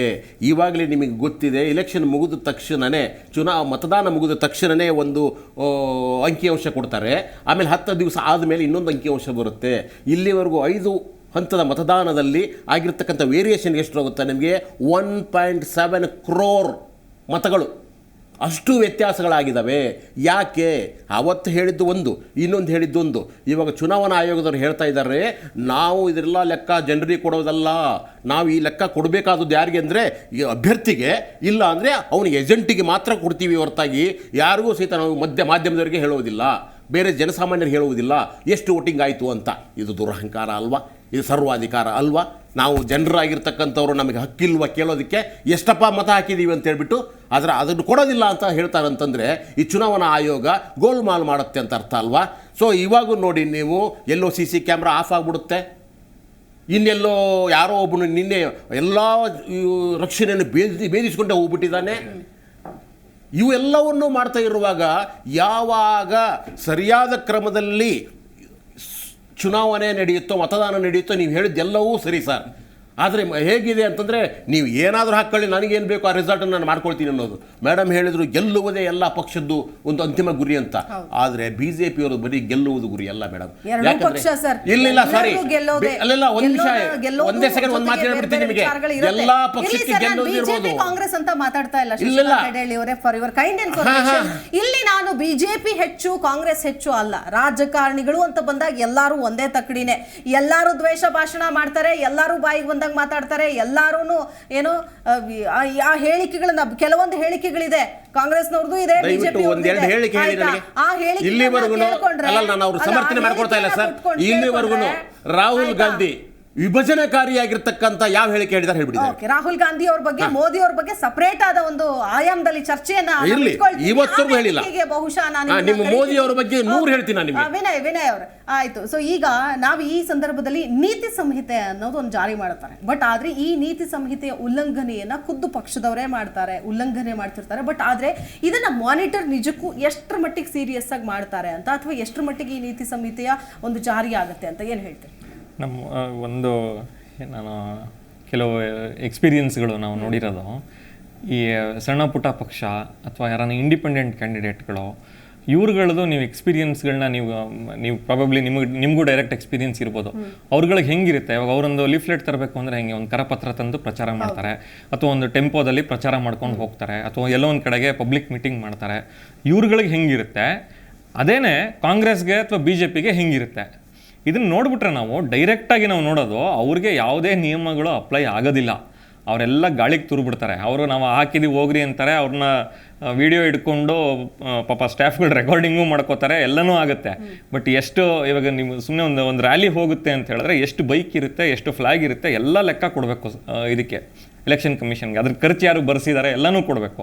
ಬಟ್ ಇದೆಲ್ಲ ಏನು ತೊಗೊಂಡು ಏನು ಮಾಡ್ತಾರೆ, ಸಣ್ಣ ಪುಟ್ಟ ಕ್ಯಾಂಡಿಡೇಟ್ಗಳು ಹಿಡಿತಾರೆ, ಹಿಡಿದು ಅವ್ರನ್ನ ಜಾಲಾಡ್ಬಿಡ್ತಾರೆ. ನೀನು ಈ ಲೈನ್ ಹಾಕೋಂಗಿಲ್ಲ, ಈ ಲೈನ್ ತೆಗಿಬೇಕು, ನೀನು ಈ ಲೈನ್ ಇಟ್ಕೋ, ಇದನ್ನು ನೀನು ಸೇರಿಸ್ಬೋದು, ಇದನ್ನು ನೀನು ಸೇರಿಸ್ಬಾರ್ದು, ಇದರಲ್ಲಿ ನೀನು ತೇಜೋವಧೆ ಮಾಡ್ತಾ ಇದೆಯಾ, ಹಲವಾರು ಹೇಳ್ತಾರೆ. ಬಟ್ ಇನ್ನೊಂದು ಕಡೆಗೆ ಇವರು ಕಾಂಗ್ರೆಸ್ಸು BJP ದೊಡ್ಡ ದೊಡ್ಡ ಪಕ್ಷಗಳನ್ನ ನಾವು ನೇಮಿಸ್ಬಿಟ್ಟು ಹೇಳಬೇಕು ಅಂದರೆ ಅವ್ರಿಗೆ ಯಾವುದೂ ಅಪ್ಲೈ ಆಗೋದಿಲ್ಲ ಮೇಡಮ್. ಅವ್ರಿಗೆ ಯಾವ ರೂಲ್ಸು ಅಪ್ಲೈ ಆಗೋದಿಲ್ಲ. ಅವ್ರಿಗೇನು ಮಾಡಲ್ ಕೋಡ್ ಆಫ್ ಕಂಡಕ್ಟ್ ಅದೆಲ್ಲ ಏನು ಗಾಳಿಗೆ ತುರುಬಿಡ್ತಾರೆ ಅಷ್ಟೇ. ಅವ್ರು ಮಾಡಿದ್ದೇ ಅವ್ರದ್ದೊಂದು ಕೋಡ್ ಆಫ್ ಕಂಡಕ್ಟ್. ಅದು ಬೀದಿ ನಾಟಕ ಮಾಡೋಕ್ಕೂ ಬಿಡೋದಿಲ್ಲ. ಅದು ಇನ್ನೊಂದು ಕಡೆಗೆ ಮೇಡಮ್, ನಂದು ಇನ್ನೊಂದು ಪಾಯಿಂಟು, ಈ ನಾನು ಕೆಲವು ಎಕ್ಸಾಂಪಲ್ಗಳು ಹೇಳೋದಾದ್ರೆ, ಈ ಸ್ಯಾಮ್ ಪಿಟ್ರೋಡ ಅವರೊಂದು ಹೇಳಿಕೆ ಕೊಟ್ಟರು, ಏನು ಸೌತ್ ಇಂಡಿಯಾದವ್ರು ಹಿಂಗೆ ಕಾಣಿಸ್ತಾರೆ, ಇದು ಒಂಥರ ಕ್ಯಾಸ್ಟ್ ಕ್ರೀಡ್ ಮೇಲೆ ಮಾತಾಡ್ತಾ ಇರೋದು. ಇನ್ನೊಂದು ಕಡೆಗೆ ಇವರು ಸಂಬಿತ್ ಪಾತ್ರ ಹೇಳ್ತಾರೆ ಜಗನ್ನಾಥನೇ ಮೋದಿ ಭಕ್ತ ಅಂತ. ಇದೆಲ್ಲ ಎಮೋಷ್ನಲ್ ಇಶ್ಯೂಸ್ ಮೇಲೆ ಆಟ ಆಡೋದು. ಇದು ಜನಗಳನ್ನ ಇವತ್ತೇನು ಬಿಲೀಫ್ ಇದೆ ಜನಗಳಿಗೆ, ಆ ಬಿಲೀಫ್ ಮೇಲೆ ಆಟ ಆಡ್ಬಿಟ್ಟು ಕೊನೆಗೆ ವೋಟ್ಗಳನ್ನ ಎನ್ಶ್ಯೂರ್ ಮಾಡ್ಕೊಳ್ಳೋದು. ಇದು ವರ್ಸ್ಟ್ ಪ್ರಾಕ್ಟೀಸ್. ಇದು ಇಲ್ಲಿ ರಾದರ್ ಸುವಮೋಟೋ ಕೇಸ್ಗಳು ಹಾಕೋದು, FIRಗಳು ಹಾಕೋದು, ಮತ್ತೊಂದು ಹಾಕಿ they should set a president. ಇವರು ಎಲೆಕ್ಷನ್ ಕಮಿಷನ್ನು ಇವಾಗ್ಲಾದ್ರೂ ತಗೊಂಡ್ರಲ್ಲ, ಏನೋ ನೋಟಿಸ್ ಆದ್ರೂ ಕೊಟ್ರಲ್ಲ ಅಂತ ಅನ್ಕೊಬೇಕಾಗೋ ಪರಿಸ್ಥಿತಿ. ನೇರವಾಗಿ ಆ ನೀತಿ ಸಂಹಿತೆ ಉಲ್ಲಂಘನೆ ಮಾಡಿದವ್ರ ಹೆಸರು ಯಾರ್ದು ಇಲ್ಲ ಇಲ್ಲಿ. ಯಾರೆಲ್ಲ ನೀತಿ ಸಂಹಿತೆ ಉಲ್ಲಂಘನೆ ಮಾಡಿದಾರಲ್ಲ ಅವ್ರ ಹೆಸರುಗಳ ಯಾರನ್ನೂ ಉಲ್ಲೇಖ ಮಾಡಿಲ್ಲ. ಇಲ್ಲಿ ಕೇವಲ ಉಲ್ಲೇಖ ಮಾಡಿರೋದು ಅಧ್ಯಕ್ಷರುಗಳಿಗೆ ಅಷ್ಟೇ, ನೇರವಾಗಿ ಕೊಟ್ಬಿಟ್ಟಿದ್ದಾರೆ. ನೀವು ನೋಡ್ಕೊಳ್ಳಿ, ನೀವಿರೋದು ಯಾಕೆ ಅನ್ನೋ ಪ್ರಶ್ನೆ ಈಗ ಕೇಳಬೇಕಾಗತ್ತೆ. ನಾನು ಒಂದು ಬ್ರೇಕ್ ತಗೊಂಡು ಬರ್ತೀನಿ ವೀಕ್ಷಕರೇ. ಎಸ್, ಚುನಾವಣಾ ಆಯೋಗ ಇಂತಹ ಒಂದು ಇಬ್ಬಗೆಯ ನೀತಿ, ಯಾಕಂದ್ರೆ ನೇರವಾಗಿ ನೀತಿ ಸಂಹಿತೆ ಉಲ್ಲಂಘನೆ ಮಾಡಿರೋರು ಅನೇಕರಿದ್ದಾರೆ. BJPಯಲ್ಲೂ ಇದ್ದಾರೆ, ಕಾಂಗ್ರೆಸ್ನಲ್ಲೂ ಇದ್ದಾರೆ. ಅಂಥವ್ರಿಗೆ ನೇರವಾಗಿಯೇ ಅವರ ಹೆಸರುಗಳನ್ನು ಉಲ್ಲೇಖ ಮಾಡಿ, ಅವರು ಕೊಟ್ಟ ಹೇಳಿಕೆಯನ್ನು ಉಲ್ಲೇಖ ಮಾಡಿ ನೋಟಿಸನ್ನು ಕೊಡಬಹುದಾಗಿತ್ತು. ಆದರೆ ಅಧ್ಯಕ್ಷರುಗಳಿಗೆ ನೀವು ನೋಡ್ಕೊಳ್ಳಿ ನಿಮ್ಮ ಪಕ್ಷದ್ದು ಅಂತ ಅಂದರೆ ಚುನಾವಣಾ ಆಯೋಗ ಇರೋದು ಯಾಕೆ, ಅಷ್ಟು ದೊಡ್ಡ ಸಿಬ್ಬಂದಿ ಇರೋದು ಯಾಕೆ, ಅವರಿಗೆ ಅಂತ ಖರ್ಚು ಮಾಡುವಂತಹ ದುಡ್ಡು ಯಾಕೆ ಹಾಗಾದ್ರೆ ಅನ್ನೋ ಪ್ರಶ್ನೆ ಎದುರಾಗುತ್ತೆ. ಸರ್, ಈಗ ಚುನಾವಣೆ ನಾನು ಈಗಾಗಲೇ ಹೇಳಿದಾಗೆ ನೀತಿ ಸಂಹಿತೆ ಉಲ್ಲಂಘನೆ ಅನ್ನೋ ಆರೋಪಗಳು ಅನೇಕ ಬರುತ್ತೆ. ಆದರೆ ನೀತಿ ಸಂಹಿತೆ ಉಲ್ಲಂಘನೆ ಎಷ್ಟರ ಮಟ್ಟಿಗೆ ಪ್ರಾರಂಭದಲ್ಲಿ ಒಂದು ಜೋಶ್ ಇರುತ್ತೆ ಚುನಾವಣಾ ಆಯೋಗ ಅಲ್ಲಿನ ಸಿಬ್ಬಂದಿಗಳಿಗೆ ಅಂತಂದ್ರೆ, ಈ ಎಲೆಕ್ಷನ್ ಅನೌನ್ಸ್ ಆಗ್ತಿದ್ದಂಗೆ ಅಥವಾ ಪ್ರತಿ ಬಾರಿ ಎಲೆಕ್ಷನ್ ಅನೌನ್ಸ್ ಆಗ್ತಿದ್ದಂಗೆ ಅಲ್ಲಿ ಆಬ್ವಿಯಸ್ಲಿ ಆಮಿಷ ಒಡ್ಡೋದಕ್ಕೋ ಮತ್ತೊಂದೋ ಮಗದೊಂದೋ ಈ ಬಾಡೂಟವನ್ನು ಆಯೋಜನೆ ಮಾಡಿರ್ತಾರೆ. ಆಯ್ತಾ, ಬಾಡೂಟ ಆಯೋಜನೆ ಮಾಡಿದಾಗ ಅಲ್ಲಿ ಹೋಗಿ ಅದನ್ನ ಚೆಲ್ಲಿ ಉರುಳಿಸಿ ಬರೋಷ್ಟು ಇರುವಷ್ಟು ಎನರ್ಜಿ ರಾಜಕಾರಣಿಗಳ ಮೇಲೆ ನೇರವಾಗಿ ಅದನ್ನ ಆಯೋಜನೆ ಮಾಡಿದವರು, ಅದೇ ಆ ರಾಜಕಾರಣಿಗಳು ಅವ್ರ ಮೇಲೆ ಕ್ರಮ ತೆಗೆದುಕೊಳ್ಳುವಲ್ಲಿ ಇರೋದಿಲ್ಲ ಅನ್ನೋದನ್ನ ನಾವು ನೋಡ್ಬೇಕಾಗತ್ತೆ. ಸೊ ಈ ಉಲ್ಲಂಘನೆ ಮಾಡಿದವ್ರ ವಿರುದ್ಧ ಹೇಗೆ ಕ್ರಮ ತೆಗೆದುಕೊಳ್ತಾರೆ, ಯಾವ ರೀತಿಯಾಗಿರುತ್ತೆ ಆ ಪ್ರೋಸೆಸ್ ಅಂತ? ಯಾರೇ ಉಲ್ಲಂಘನೆ ಮಾಡಿದ್ರು ಕೂಡ ನಮಗೆ ಏನೇನೆಲ್ಲ ಮಾಡಬಹುದು? FIR ಮಾಡಬಹುದು. ಒಂದು ಫಸ್ಟ್ ನೋಟಿಸ್ ಅನ್ನು ಕೊಡ್ತಾರೆ. ರೆಪ್ರೆಸೆಂಟೇಷನ್ ಆಫ್ ಪೀಪಲ್ಸ್ ಆಕ್ಟ್ ಅಲ್ಲಿ ಸೆಕ್ಷನ್ 123 ನಲ್ಲಿ ಒಂದು ನೋಟಿಸ್ ಅನ್ನು ಕೊಟ್ಟು ಇಮಿಡಿಯೇಟ್ ಆಗಿ FIR ಅನ್ನು ಮಾಡ್ತಾರೆ. ಮಾಡೆಲ್ ಕೋಡ್ ಆಫ್ ಕಂಡಕ್ಟ್ ನೀತಿ ಸಂಹಿತೆ ಇದ್ದಾಗ ನೀವು ಇದನ್ನು ವೈಲೇಟ್ ಮಾಡಿ 100 ಜನಕ್ಕೆ ನೀವು ಊಟವನ್ನು ಬಾಡೂಟನೋ ಯಾವುದೋ ಊಟವನ್ನು ಬಡಿಸಿ ಅವರ ಮನಸ್ಸನ್ನ ಪರಿವರ್ತನೆ ಮಾಡಿ ಓಟ್ಗೋಸ್ಕರ ನೀವು ಮಾಡಿದ್ದೀರಿ ಅಂತ ಹೇಳಿ ಒಂದು ಮಾಡ್ತಾರೆ. ಪ್ಲಸ್ IPC ನಲ್ಲೂ ಕೂಡ ಸೆಕ್ಷನ್ 153 ಇದೆ. ಅಪ್ ಟು 3 years ವರೆಗೂ ಇಂಪ್ರಿಸನ್ಮೆಂಟ್ ಅನ್ನು ಮಾಡಬಹುದು. ಬಟ್ ಇದು ಅನೇಕ ವಿಚಾರಗಳಲ್ಲಿ ಸಾಮಾನ್ಯರಿಗೆ ಮಾತ್ರ ತುಂಬಾ ಸೀರಿಯಸ್ ಆಗಿ ಇಂಪ್ಲಿಮೆಂಟ್ ಮಾಡ್ತಾರೆ. ಸಣ್ಣ ಪಕ್ಷಗಳು, ಯಾರು ಇಂಡಿಪೆಂಡೆಂಟ್ಗಳು ಪಾಪ ಏನೋ ಫಸ್ಟ್ ಟೈಮ್ ನಿಂತಿರೋನು, ಚಿಕ್ಕ ಪಕ್ಷಗಳಿಗೆ ನೀವು ಸೀರಿಯಸ್ ಆಗಿ ಮಾಡ್ತೀರಿ. ಬಟ್ ದೊಡ್ಡ ದೊಡ್ಡ ಪಕ್ಷಗಳಿಗೆ ಮಾಡಬೇಕು ಅಂದ್ರೆ ಎಷ್ಟೋ ಸಲ ಬೇಸರ ಆಗುವಂಥದ್ದು ನಮ್ಮ ಅಧಿಕಾರಿಗಳಿಗೆ ಧೈರ್ಯ ಸಾಲೋದಿಲ್ಲ. ಯಾವಾಗ ನಾವು ಮುಂದಕ್ಕೆ ನಾವು ರಿಟೈರ್ಮೆಂಟ್ ಆಗೋ ಟೈಮಲ್ಲೋ ಅಥವಾ ಮುಂದಕ್ಕೆ ಅಧಿಕಾರಕ್ಕೆ ಏನಾದರೂ ಪಕ್ಷಗಳು ಬಂದ್ಬಿಟ್ರೆ ನನ್ನ ಟಾರ್ಗೆಟ್ ಮಾಡ್ತಾರೆ ಅಂತ ಯಾವ ಅಧಿಕಾರಿ ಹೆದರ್ತಾರಲ್ಲ ಅವರು ಯಾರ ಮೇಲೂ ಆಕ್ಷನ್ ತಗೊಳೋದಿಲ್ಲ. ಒಂದು ಲ್ಯಾಂಡ್ ಮಾರ್ಕ್ ಎಕ್ಸಾಂಪಲ್ ಅಂದ್ರೆ ಶೇಷನ್ ಅವ್ರದ್ದು ನಾವು ಕೊಡ್ಬೋದು. 1993 ನಲ್ಲಿ ಬಂದವರು ಇಡೀ ದೇಶ ತಿರುಗಿ ನೋಡ್ತು. ಎಲೆಕ್ಷನ್ ಕಮಿಷನರ್ ಅಂದ್ರೆ ಯಾರು ಶೇಷನ್ ಅವ್ರ ತರ ಇರಬೇಕು ಅಂತ ತಿರುಗಿ ನೋಡ್ತು. ಸುಮಾರು 1400 ಅಭ್ಯರ್ಥಿಗಳನ್ನ ಡಿಸ್ಕ್ವಾಲಿಫೈ ಮಾಡ್ತಾರೆ. ಶೇಷನ್ ರಾಂಗ್ ಅಫಿಡೇವಿಟ್ ಕೊಟ್ಟಿದ್ರಿ, ಸುಳ್ಳು ಅಫಿಡೇವಿಟ್ ಕೊಟ್ಟಿದ್ರಿ, ವೈಲೇಷನ್ಸ್ ಮಾಡಿದಿರಿ, ಎಲೆಕ್ಷನ್ ಕಮಿಷನ್ ಅಂದ್ರೆ ಮರ್ಯಾದೆ ಇಲ್ಲ ಅಂತ ಹೇಳಿ 1400 ಕ್ಯಾಂಡಿಡೇಟ್ಗಳನ್ನ ಡಿಸ್ಕ್ವಾಲಿಫೈ ಮಾಡ್ತಾರೆ. ಎಷ್ಟೋ DCಗಳು ಈಗ ಎಲ್ಲ ಜಿಲ್ಲೆಗಳು ಜಿಲ್ಲಾಧಿಕಾರಿಗಳು ಯಾರಿರ್ತಾರೋ ಅವ್ರು ಎಲೆಕ್ಷನ್ ಆಫೀಸರ್ಸ್ ಕೆಲಸ ಮಾಡ್ತಾರೆ. DCಗಳನ್ನ ಸಸ್ಪೆಂಡ್ ಮಾಡ್ತಾರೆ, ಸಿಟ್ಟಿಂಗ್ DCಗಳನ್ನ. ಯಾಕೆ? ನೀವು ಎಲ್ಲೋ ದ್ವೇಷ ಭಾಷಣ ನಡೀತಾ ಇದೆ, ಎಲ್ಲೋ ಒಂದ್ ಕಡೆ ವೈಲೇಷನ್ ನಡೀತಾ ಇದ್ದಾರೆ, ಕೈ ಕಟ್ಕೊಂಡು ಕೂತಿದ್ದೀರಾ ನೀವೆಲ್ಲ ಅಂತೇಳಿ ಸಿಟ್ಟಿಂಗ್ DC IAS ಆಫೀಸರ್ಸ್ಗಳನ್ನ ಸಸ್ಪೆಂಡ್ ಮಾಡ್ತಾರೆ. ಆ ಬೋಲ್ಡ್ನೆಸ್ ಬದ್ಧತೆ ಇರುವಂತಹ ಬೇಕು. ಆ ಥರ ಆಫೀಸರ್ಸ್ ಬಂದ್ರೆ ಖಂಡಿತವಾಗ್ಲೂ ನೀವು ಅನೇಕ ಬದಲಾವಣೆಗಳು ತರಬಹುದು ಮತ್ತು ಮಾಡೆಲ್ ಕೋಡ್ ಆಫ್ ಕಂಡಕ್ಟ್ ನ ಸೀರಿಯಸ್ ಆಗಿ ನೀವು ಇಂಪ್ಲಿಮೆಂಟ್ ಮಾಡಬಹುದು. ರಾಜಕಾರಣಿಗಳು ಇಷ್ಟೆಲ್ಲ ನೋಟಿಸ್ ಕೊಡ್ತಾರೆ. ನೀವು ಹೇಳ್ದಂಗೆ ಚುನಾವಣಾ ಆರಂಭದ ಸಂದರ್ಭದಲ್ಲೇ ಕೊಡ್ತಾ ಇರ್ತಾರೆ, ನೋಟಿಸ್ಗಳು ಬರ್ತಾ ಇರುತ್ತೆ. ಸೊ ಇದನ್ನ ಸ್ಟ್ರಿಕ್ಟ್ ಆಗಿ ಮಾತಾಡಬೇಕು ಅಥವಾ ಕಟ್ಟುನಿಟ್ಟಿನ ಕ್ರಮಗಳನ್ನು ತೆಗೆದುಕೊಳ್ತೀವಿ, ಚುನಾವಣಾ ನೀತಿ ಸಂಹಿತೆ ಜಾರಿಯಲ್ಲಿದೆ ಅಂತ. ಆದ್ರೂ ನಮ್ಮ ರಾಜಕಾರಣಿಗಳು ದಪ್ಪ ಚರ್ಮದವರ ರೀತಿನೇ ವರ್ತಿಸ್ತಾರಲ್ಲ. ಅದಕ್ಕೆ ನೀವು ಹೇಳೋದು ಅಂದ್ರೆ ಕಾನೂನಲ್ಲಿರುವಂತಹ ಲೂಪ್ ಹೋಲ್ಸೇ ಕಾರಣ ಅಂತ. ಒಂದು ಲೂಪ್ ಹೋಲ್ಸ್. ಎರಡನೇದು ಏನಂದ್ರೆ ಎಲ್ಲೂ ಕನ್ವಿಕ್ಷನ್ ರೇಟ್ ಇಲ್ಲ. ಸೊ ಅವ್ರೇನ್ ಮಾಡ್ತಾರೆ, ಒಂದು ಉದಾಹರಣೆಯನ್ನು ನೋಡ್ತಾರೆ. ಈಗ ಅನೇಕ ವರ್ಷಗಳಿಂದ ಅನೇಕ ರಾಜಕಾರಣಿಗಳು ಈ ತರ ಮಾತಾಡ್ತಾ ಬಂದಿದ್ದಾರೆ. ಯಾರಿಗೇನು ಶಿಕ್ಷೆ ಆಗಿದೆ? ಒಂದು 10 ಜನಕ್ಕೆ ಶಿಕ್ಷೆ ಆಗೋಯ್ತು ಅಂದ್ಬಿಟ್ರೆ ಅವ್ರಿಗೆ ಆಟೋಮೆಟಿಕ್ ಭಯ ಬಂದ್ಬಿಡುತ್ತೆ. ಬೇಡಪ್ಪ ಬೇರೆಯವ್ರಿಗೆಲ್ಲ ಶಿಕ್ಷೆ ಆಗ್ತಾ ಇದೆ. ಮೇಡಮ್ ಏನೇ ಸಮಾಜದಲ್ಲಿ ವೈಲೇಷನ್ ಆದ್ರೂ ಕೂಡ ನೋಡಿ, ಕಾನೂನು ಅನ್ನೋದು ಅತಿ ದೊಡ್ಡ ಪವರ್ಫುಲ್ ಕತ್ತಿ. ಅದು ಒಬ್ಬರಿಗೊಂದು ಸ್ವಲ್ಪ ಶಿಕ್ಷೆ ಆಗೋಯ್ತು, ಸ್ವಲ್ಪ ಸೀರಿಯಸ್ ಆಗಿ ನೀವು ಇಂಪ್ಲಿಮೆಂಟ್ ಮಾಡ್ಬಿಟ್ರೆ ಇನ್ನು 4 ಜನ ಮಾತಾಡ್ಲಿಕ್ಕೆ ಹೆದರ್ತಾರೆ. ಇಲ್ಲಿ ಕನ್ವಿಕ್ಷನ್ ರೇಟ್ 10ರಿಂದ 20%. ಕನ್ವಿಕ್ಷನ್ ರೇಟೇ ಬಹಳ ಕಮ್ಮಿ, ಸಾಕ್ಷಿಗಳು ಬರೋದಿಲ್ಲ. ಮತ್ತು ಎಲೆಕ್ಷನ್ ಆದ ನಂತರ ಈಗಿರೋ ಇಂಟ್ರೆಸ್ಟ್ ಅನ್ನ ಎಲೆಕ್ಷನ್ ಕಮಿಷನ್ ಸಹಜವಾಗಿ ಕಳ್ಕೊಂಡ್ಬಿಡುತ್ತೆ. ಯಾರು ಇಂಟ್ರೆಸ್ಟ್ ತಗೊಳೋದಿಲ್ಲ, ಯಾರು ಫಾಲೋ ಮಾಡ್ತಾರೆ ಎಲೆಕ್ಷನ್ ಆದ್ಮೇಲೆ ಹೊಸ ಸರ್ಕಾರ ರಚನೆ, ಆಮೇಲೆ ಆಫೀಸರ್ಸ್ ಟ್ರಾನ್ಸ್ಫರ್ ಆಗ್ಬಿಡ್ತಾರೆ. ಹಾಗಾಗಿ ಏನಾಗಿದೆ, ಕಾನೂನಾತ್ಮಕವಾಗಿ ಕನ್ವಿಕ್ಷನ್ ರೇಟ್ ಕಮ್ಮಿ ಇರೋದ್ರಿಂದ ಜುಡಿಷಿಯಲ್ ರಿಫಾರ್ಮ್ಸ್ ನಾವು ಹೇಗೆ ಹೇಳ್ತೀವೋ, ನ್ಯಾಯಾಲಯದಲ್ಲಿ ರಿಫಾರ್ಮ್ಸ್ ಹೆಂಗೆ ಕೇಳ್ತೀವೋ ಆ ಥರ ಎಲೆಕ್ಟ್ರಲ್ ರಿಫಾರ್ಮ್ಸ್ ಆಗಬೇಕು. ಆದಾಗ ಮಾತ್ರ ಕನ್ವಿಕ್ಷನ್ಗಳು ಆಗಕ್ಕೆ ಶುರು ಆಯಿತು, FIRಗಳು ರಿಜಿಸ್ಟರ್ ಆಗಬೇಕು. ಮತ್ತು ಇನ್ನೊಂದು ಕನ್ವಿಕ್ಷನ್ ಬಗ್ಗೆ ಮಾತಾಡ್ತೀರಿ ಮೇಡಮ್, FIR ಆಗ್ತಿಲ್ವಲ್ಲ. ಅದೇ ನೀವು ಹೇಳಿದ್ರಲ್ಲ, ಹಾಗಾಗಿ ನೀವು ಸುಮೋಟ ಮಾಡ್ಕೊಳ್ಳಿ. ಜಸ್ಟಿಸ್ ಜೋಸೆಫ್ ಅವರು, ಜಸ್ಟಿಸ್ ನಾಗರತ್ನ ಮತ್ತು ಜಸ್ಟಿಸ್ ಜೋಸೆಫ್ ಅವರ ಪೀಠದಲ್ಲಿ ಈ ತರ ಪ್ರಕರಣಗಳು ಬಂದಾಗ ಅವ್ರು ಹೇಳ್ತಾರೆ, ನೀವು ಬೇರೆ ಕಂಪ್ಲೇಂಟ್ಗೋಸ್ಕರ ಕಾಯ್ಬೇಡಿ, ಸುಮೋಟ ಮಾಡ್ಕೊಳ್ಳಿ. ಅಧಿಕಾರ ಅಂತ ಸುಪ್ರೀಂ ಕೋರ್ಟ್ ಜಜ್ಮೆಂಟ್ ಪವರ್ ಕೊಟ್ಟಿದೆ ಅವ್ರಿಗೆ, ಆದ್ರೂ ನೀವು ಯಾಕೆ ಮಾಡ್ಕೋತಿಲ್ಲ? ನಿಜ. ಓಕೆ ಶಶಿಕಾಂತ್ ಅವರೇ, ಅಂದರೆ ಈಗ ಈ ಚುನಾವಣಾ ಪ್ರಚಾರ ಅಂತ ಬಂದಾಗ ವೈಯಕ್ತಿಕವಾದ ಒಂದಷ್ಟು ನಿಂದನೆಗಳಿರುತ್ತೆ. ಇದು ಧರ್ಮ ಜಾತಿ ಆಧಾರದ ಮೇಲೆ ನಿಂದನೆ ಮಾಡೋದು, ಒಡೆಯೋದು, ವಿಭಜನೆ ಭಾಷಣ ಮಾಡೋದು, ಇದೆಲ್ಲ ಒಂದು ಕಡೆ. ಆದರೆ ಮತ್ತೊಂದು ಕಡೆ ಯಾರು ಅಭ್ಯರ್ಥಿ ಇರ್ತಾರೋ ಅವರ ವೈಯಕ್ತಿಕ ತೇಜೋವಧೆ ಮಾಡಿ ಮಾತನಾಡೋದು ಅಥವಾ ಅವ್ರ ಮೇಲೆ ಇಲ್ಲ ಸಲ್ಲದ ಆರೋಪಗಳನ್ನು ಮಾಡೋದು. ಒಂದು ಅವರೇ ಖುದ್ದು ಡೆಫರ್ಮೇಷನ್ ಕೇಸನ್ನು ಹಾಕ್ಬೋದು, ಇಲ್ಲ ಸಲ್ಲದ ಆರೋಪಗಳನ್ನು ಮಾಡ್ತಾರೆ ಅಂತ. ಅದ್ರ ಜೊತೆಗೆ ಚುನಾವಣಾ ಆಯೋಗ ಕೂಡ ಕ್ರಮ ತೆಗೆದುಕೊಳ್ಬೋದು. ಬಟ್ ಈ ವೈಯಕ್ತಿಕ ಅನ್ನೋದು ಇತ್ತೀಚೆಗೆ ತೀರಾ ಆಗೋಗ್ಬಿಟ್ಟಿದೆ. ಯಾವ ಮಟ್ಟಿಗೆ ಅಂತಂದ್ರೆ ಅವರ ಪರ್ಸನಲ್ ವಿಚಾರಗಳನ್ನು ಕೂಡ ತೆಗೆದುಕೊಂಡು ಚುನಾವಣಾ ಭಾಷಣದಲ್ಲಿ ತೆಗೆದುಕೊಂಡು ಹೋಗುವಂತಹ ಒಂದಷ್ಟು ಪ್ರಯತ್ನ.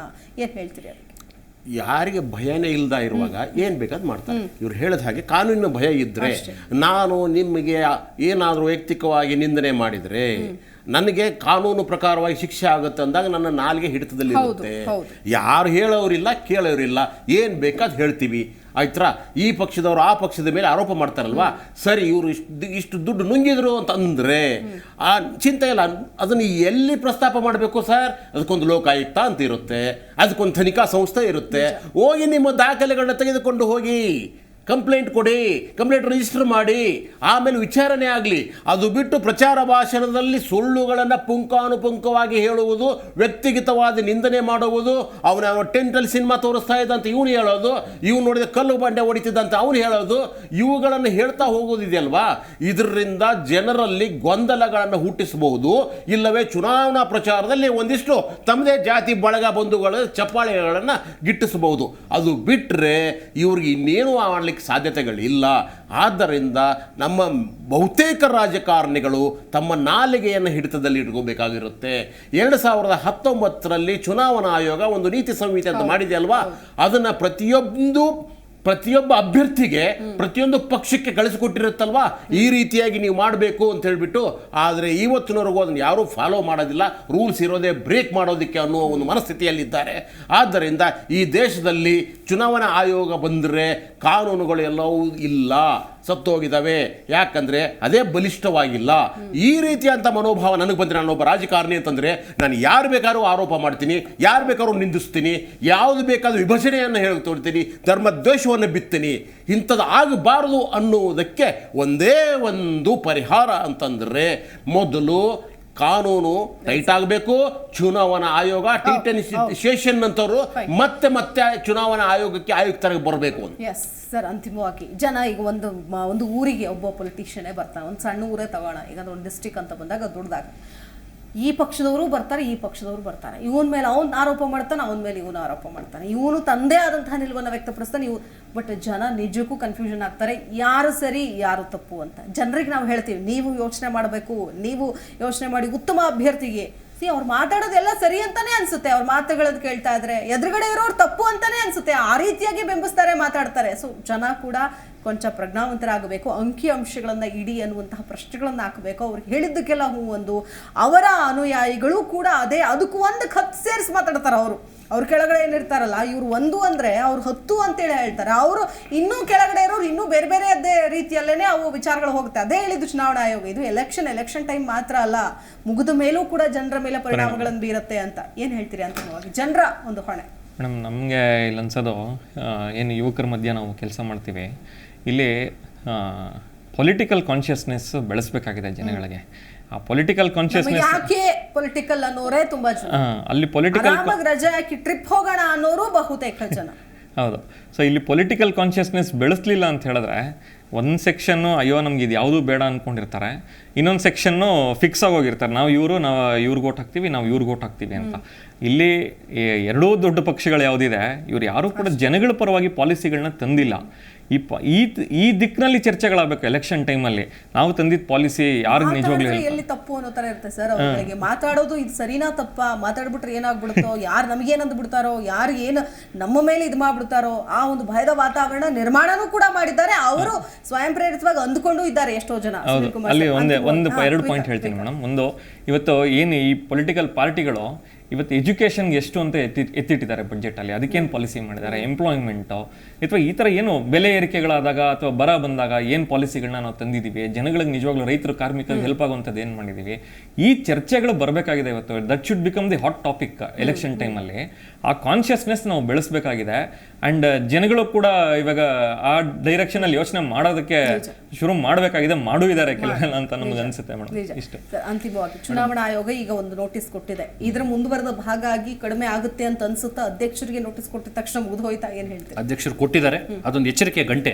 ಅಟ್ಲೀಸ್ಟ್ ಅವರಾದ್ರೂ ತಮ್ಮ ಸ್ಟಾಫ್ಗೆ ಮತ್ತೆ ಎಲ್ಲರಿಗೂ ಹೇಳಿ, ನಾನು ಹೇಳೋದು ಮೇಡಮ್, ಕಾನೂನು ಇದೆ, ಅದನ್ನು ನೀವು ಇಂಪ್ಲಿಮೆಂಟ್ ಮಾಡಿ. ನೀವು ಬಳಸ್ಕೊಂಡ್ರೆ ಖಂಡಿತವಾಗ್ಲೂ ಹೇಟ್ ಸ್ಪೀಚ್ ಮಾತ್ರ ಅಲ್ಲ, ಎಲ್ಲವನ್ನೂ ಕಡಿವಾಣ ಹಾಕ್ಬೋದು. ಎಲ್ಲರೂ ಪ್ರತಿಯೊಬ್ಬರು ರಾಜಕಾರಣಿಗಳ ಸಮೇತ ಕಾನೂನಿಗೆ ಮರ್ಯಾದೆ ಕೊಟ್ಟು ಕಾನೂನಾತ್ಮಕವಾಗಿ ನಡ್ಕೊಂಡ್ರೆ ಖಂಡಿತವಾಗ್ಲೂ ಪ್ರಜಾಪ್ರಭುತ್ವ ಅದ್ಭುತವಾಗಿ ನಾವು ಅದನ್ನ ಡೆವಲಪ್ ಅನ್ನು ಮಾಡ್ಬೋದು. ಶಶಿಕಾಂತ್ ಅವರು ಅಂತಿಮವಾಗಿ ಏನು ಹೇಳ್ತೀರಿ? ಎಚ್ಚರಿಕೆ ಗಂಟೆ ಅಂತ ಹೇಳಿದ್ರು, ಆ ಗಂಟೆಗೆ ಒಳಗಡೆ ನಾಲ್ಗೇನೆ ಇಲ್ಲ ಹೊಡೆಯೋದು, ಯಾಕೆ ಪ್ರಯೋಜನವೂ ಇಲ್ಲ. ಆದರೂ ಸದ್ಯ ಅಟ್ಲೀಸ್ಟ್ ಎಷ್ಟಾದರೂ ಒಂದು ಮಾತು ಹೇಳ್ತಲ್ಲಪ್ಪ, ಸೂಚನೆ ಕೊಡ್ತಲ್ಲಪ್ಪ ಅನ್ನುವ ಸಮಾಧಾನ. ಮತ್ತು ಅವ್ರಿಗೂ ಅದೇ ಬೇಕಾಗಿರೋದು, ಜನರು ತಿರುಗಿ ಬೀಳಬಾರ್ದಲ್ವಾ. ಅದಕ್ಕೋಸ್ಕರ ಚುನಾವಣಾ ಆಯೋಗ ಹೇಳಿದ್ಯಪ್ಪ, ಏಯ್ ನೀನು ಸುಮ್ಮನೆ ಇರು, ಇಬ್ರು ಮಾತಾಡಬೇಡಿ ಅಂತ ಹೇಳಿದ್ಯಲ್ವಾ, ಸಾಕ್ಬಿಡು, ಅದೇ ನಮ್ಗೆ ಸಂತೋಷ ಅಂತ ಅಷ್ಟೇ. ನಾವು ಸುಮ್ಮನೆ ಇರ್ತೀವಿ, ಸುಮ್ಮನಿರಿ ಅಂತ ಹೇಳ್ಕೊಂಡು ಇಷ್ಟೇ. ಮೂಗಿಗೆ ತುಪ್ಪ ಹಚ್ಚೋ ಕೆಲಸವನ್ನು ಚುನಾವಣೆ ಮಾಡ್ತಾ ಇರುತ್ತೆ. Thank you so much. 3 ಜನಕ್ಕೂ ಕೂಡ ಧನ್ಯವಾದಗಳು. ಬಹಳ ಉತ್ತಮವಾದಂತಹ ಒಂದಷ್ಟು ಸಂದೇಶವನ್ನ ಕೊಟ್ಟಿದ್ದೀರಿ ಜನರಿಗೂ ಕೂಡ. ವೀಕ್ಷಕರೇ, ಚುನಾವಣಾ ಆಯೋಗಕ್ಕೂ ಕೂಡ ಪವರ್ ಇದೆ. FIR ದಾಖಲಿಸ್ಕೊಳ್ಬಹುದು, ಆಯ್ತಾ, ಪ್ರಕರಣಗಳನ್ನು ದಾಖಲಿಸ್ಕೊಳ್ಬಹುದು. ಯಾರು ಹೇಟ್ ಸ್ಪೀಚ್ ಮಾಡ್ತಾರೋ ಅವ್ರಿಗೆ ಜಸ್ಟ್ ಒಂದು ನೋಟಿಸ್ ಕೊಡೋದು ಮಾತ್ರ ಅಲ್ಲ, ನೋಟಿಸಿನ ಮುಂದುವರೆದ ಭಾಗವಾಗಿ ಏನು ಮಾಡಬೇಕು ಅದನ್ನ ಮಾಡಬೇಕು. ನಾವು ಕೇವಲ ದಕ್ಷ ರಾಜಕಾರಣಿಗಳು, ಉತ್ತಮ ರಾಜಕಾರಣಿಗಳು ಅಂತ ಮಾತಾಡ್ತೀವಿ, ಅದ್ರ ಜೊತೆಗೆ ದಕ್ಷ ಅಧಿಕಾರಿಗಳು ಕೂಡ ಬರಬೇಕು ಚುನಾವಣಾ ಆಯೋಗವನ್ನು ಮುನ್ನಡೆಸೋದಕ್ಕೆ. ಅಂದಾಗ ಈ ರಾಜಕಾರಣಿಗಳು ಅಧಿಕಾರಿಗಳನ್ನೇ ಆಡಿಸ್ತೀವಿ ಅಂತ ಏನು ಹೋಗ್ತಾರಲ್ಲ ಅಂಥವ್ರಿಗೂ ಒಂದು ಭಯ ಬರುತ್ತೆ. ಈ ಚುನಾವಣಾ ಅಧಿಕಾರಿಗಳನ್ನ ಎದುರಾಕೊಂಡ್ರೆ ನಮಗೆ ಭಾರಿ ಕಷ್ಟ ಆಯ್ತಾ, ನಾವು ಅಭ್ಯರ್ಥಿ ಸ್ಥಾನದಿಂದನೇ ಹಿಂದಕ್ಕೆ ಬರಬೇಕಾಗತ್ತೆ, ಕಂಟೆಸ್ಟೇ ಮಾಡೋಕ್ಕಾಗದೇ ಇರುವಂಥ ಸಿಚುವೇಶನ್ ತಂದುಬಿಡ್ತಾರೆ ಅಂತ ಆ ಭಯ ಕೂಡ ರಾಜಕಾರಣಿಗಳಲ್ಲಿ ಬರಬೇಕು. ಅಂತಹ ಕಾಲ, ಅಂತಹ ಅಧಿಕಾರಿಗಳು ಹೆಚ್ಚಾಗಬೇಕು ಅಂತ ಹೇಳ್ತಾ, ಜೊತೆಗೆ ಹೇಟ್ ಸ್ಪೀಚನ್ನು ಅಧ್ಯಕ್ಷರುಗಳಿಗೆ ಈಗಾಗಲೇ ಸೂಚನೆ ಕೊಟ್ಟಿದ್ದಾರೆ. ಇನ್ನು ಮುಂದೆ ಆದರೂ ಕಡಿವಾಣ ಹಾಕುವಂಥ ನಿಟ್ಟಿನಲ್ಲಿ ಕ್ರಮ ತೆಗೆದುಕೊಳ್ತಾರಾ, ಕಾದು ನೋಡಬೇಕು ಅಂತ ಹೇಳ್ತಾ ಚರ್ಚೆ ಮುಗಿಸ್ತಾ ಇದ್ದೀನಿ. ನಮಸ್ಕಾರ. ನೋಡ್ತಾ ಇರಿ ಜೀ ಕನ್ನಡ ನ್ಯೂಸ್, ಸತ್ಯವೇ ಸುದ್ದಿಯ ಜೀವಾಳ.